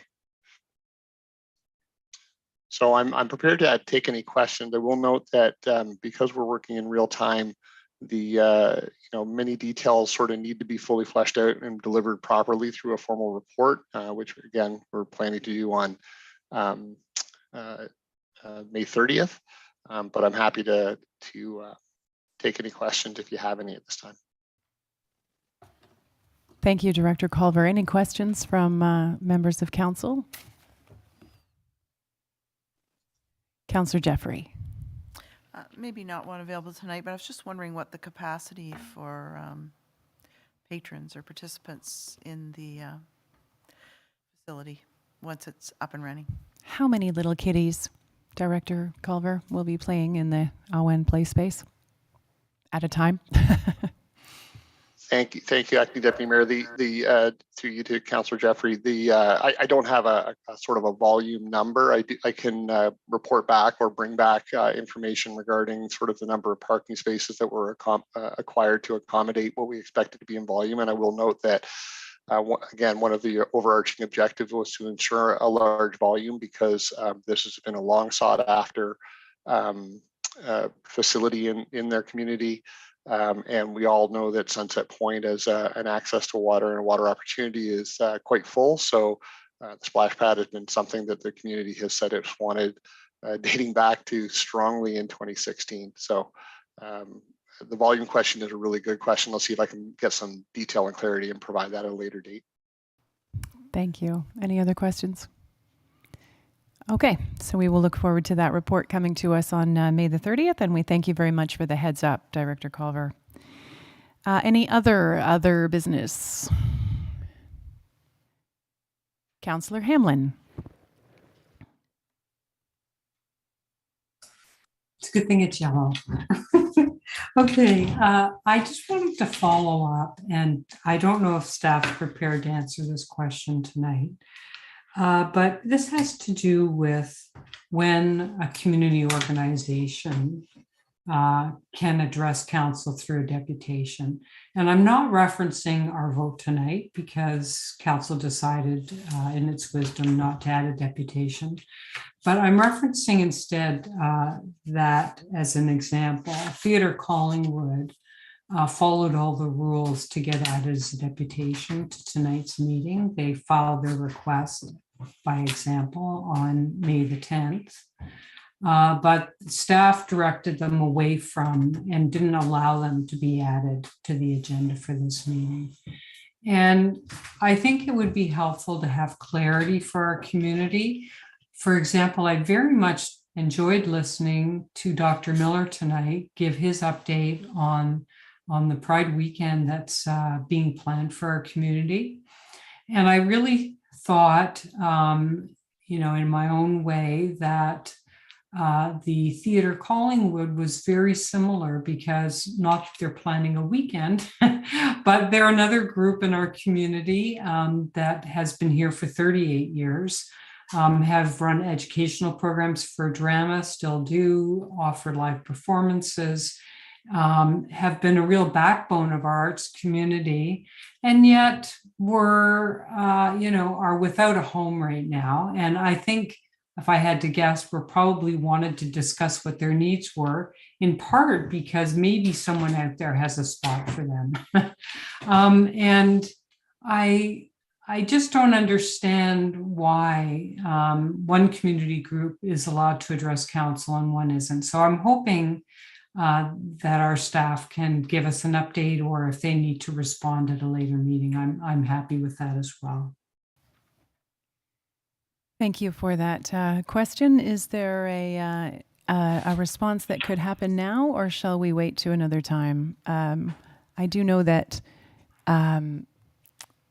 our procedural bylaw has as Schedule D, which is the terms of reference for the Corporate and Community Services Standing Committee, that cultural matters are to come to that committee. So I'm not entirely sure why it is that Pride was here today, but I do understand why Theatre Collingwood was directed to that particular committee. However, I can look to Deputy Clerk Dahl about why Pride Collingwood was here and Theatre Collingwood was recommended away. Deputy Clerk Dahl. Thank you, Chair McLeod. So my understanding is there was an urgency to Pride Collingwood due to their financial securities that they were hoping to obtain. The deputation requests that were received by Clerk Services did not indicate anything to do with their request to find additional locations. It was simply to request that the feasibility study be expedited, which has been dealt with at the Corporate and Community Services agenda. I can provide further detail to Council following this meeting. Thank you. Does that assist, Councillor Hamlin? There was about the urgency, I think, of one group versus what was understood to be merely, not merely, but understood to be an update to a group that generally comes to corporate and community services. Does that help? A little bit, and I guess I can pass, and all of us can pass that direction along, because I would say Theatre Collingwood is in an urgent state right now. And I know from some discussions that an owner who was trying to retrofit his property to get them in there on a temporary basis gave up because of our, need for engineers and water and all kinds of things, as you can imagine. So I just, I think that we need to, I don't know what we need to do, but I'm just so disappointed that a major contributor to our community didn't use the word urgent and so didn't get on our council agenda. That's all I wanted to say. Thank you. Thank you so much. Any other business? Councillor Carrier. Thank you, Chair McLeod. I've recently been reviewing the Code of Conduct with regards to the upcoming election campaign, and I have a question to go through you to the clerk's office that I think that perhaps an educational component could be brought forward either to the candidates or to council itself or a committee meeting. And I'm referring to page 21 of 39 where it's item 8, where it talks about no member while identifying themselves as a member of a local board. And it goes on to say that they will not be part of an election campaign or elected activities or work on, fundraise, or endorse or otherwise contribute to the election campaign of any person running in the municipal election for the municipality where the member serves on the local board. I interpret that to be somebody like myself, who in the previous election contributed to a number of campaigns and also financially contributed to a number of campaigns here and actually even in Clearview Township.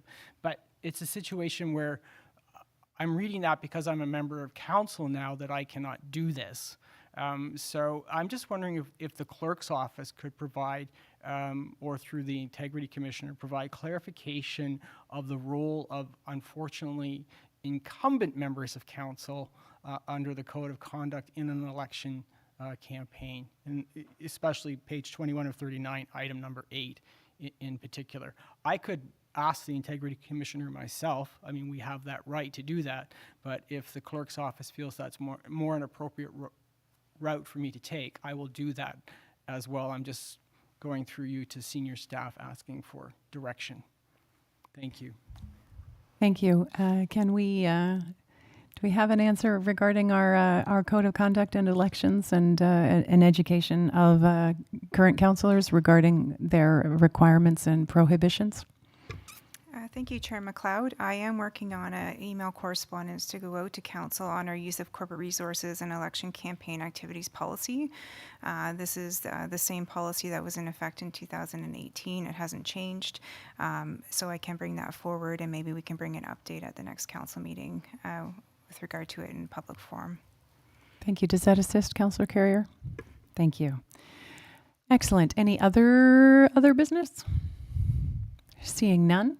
That brings us to item number 18, which is the confirmatory bylaw, and that is bylaw number 2022-046, being a bylaw to confirm the proceedings of the regular meeting of council held May 16th, 2022, be enacted and passed this 16th day of May, 2022. May I have a mover and a seconder, please? Moved by Councillor Madigan, seconded by Councillor Doherty.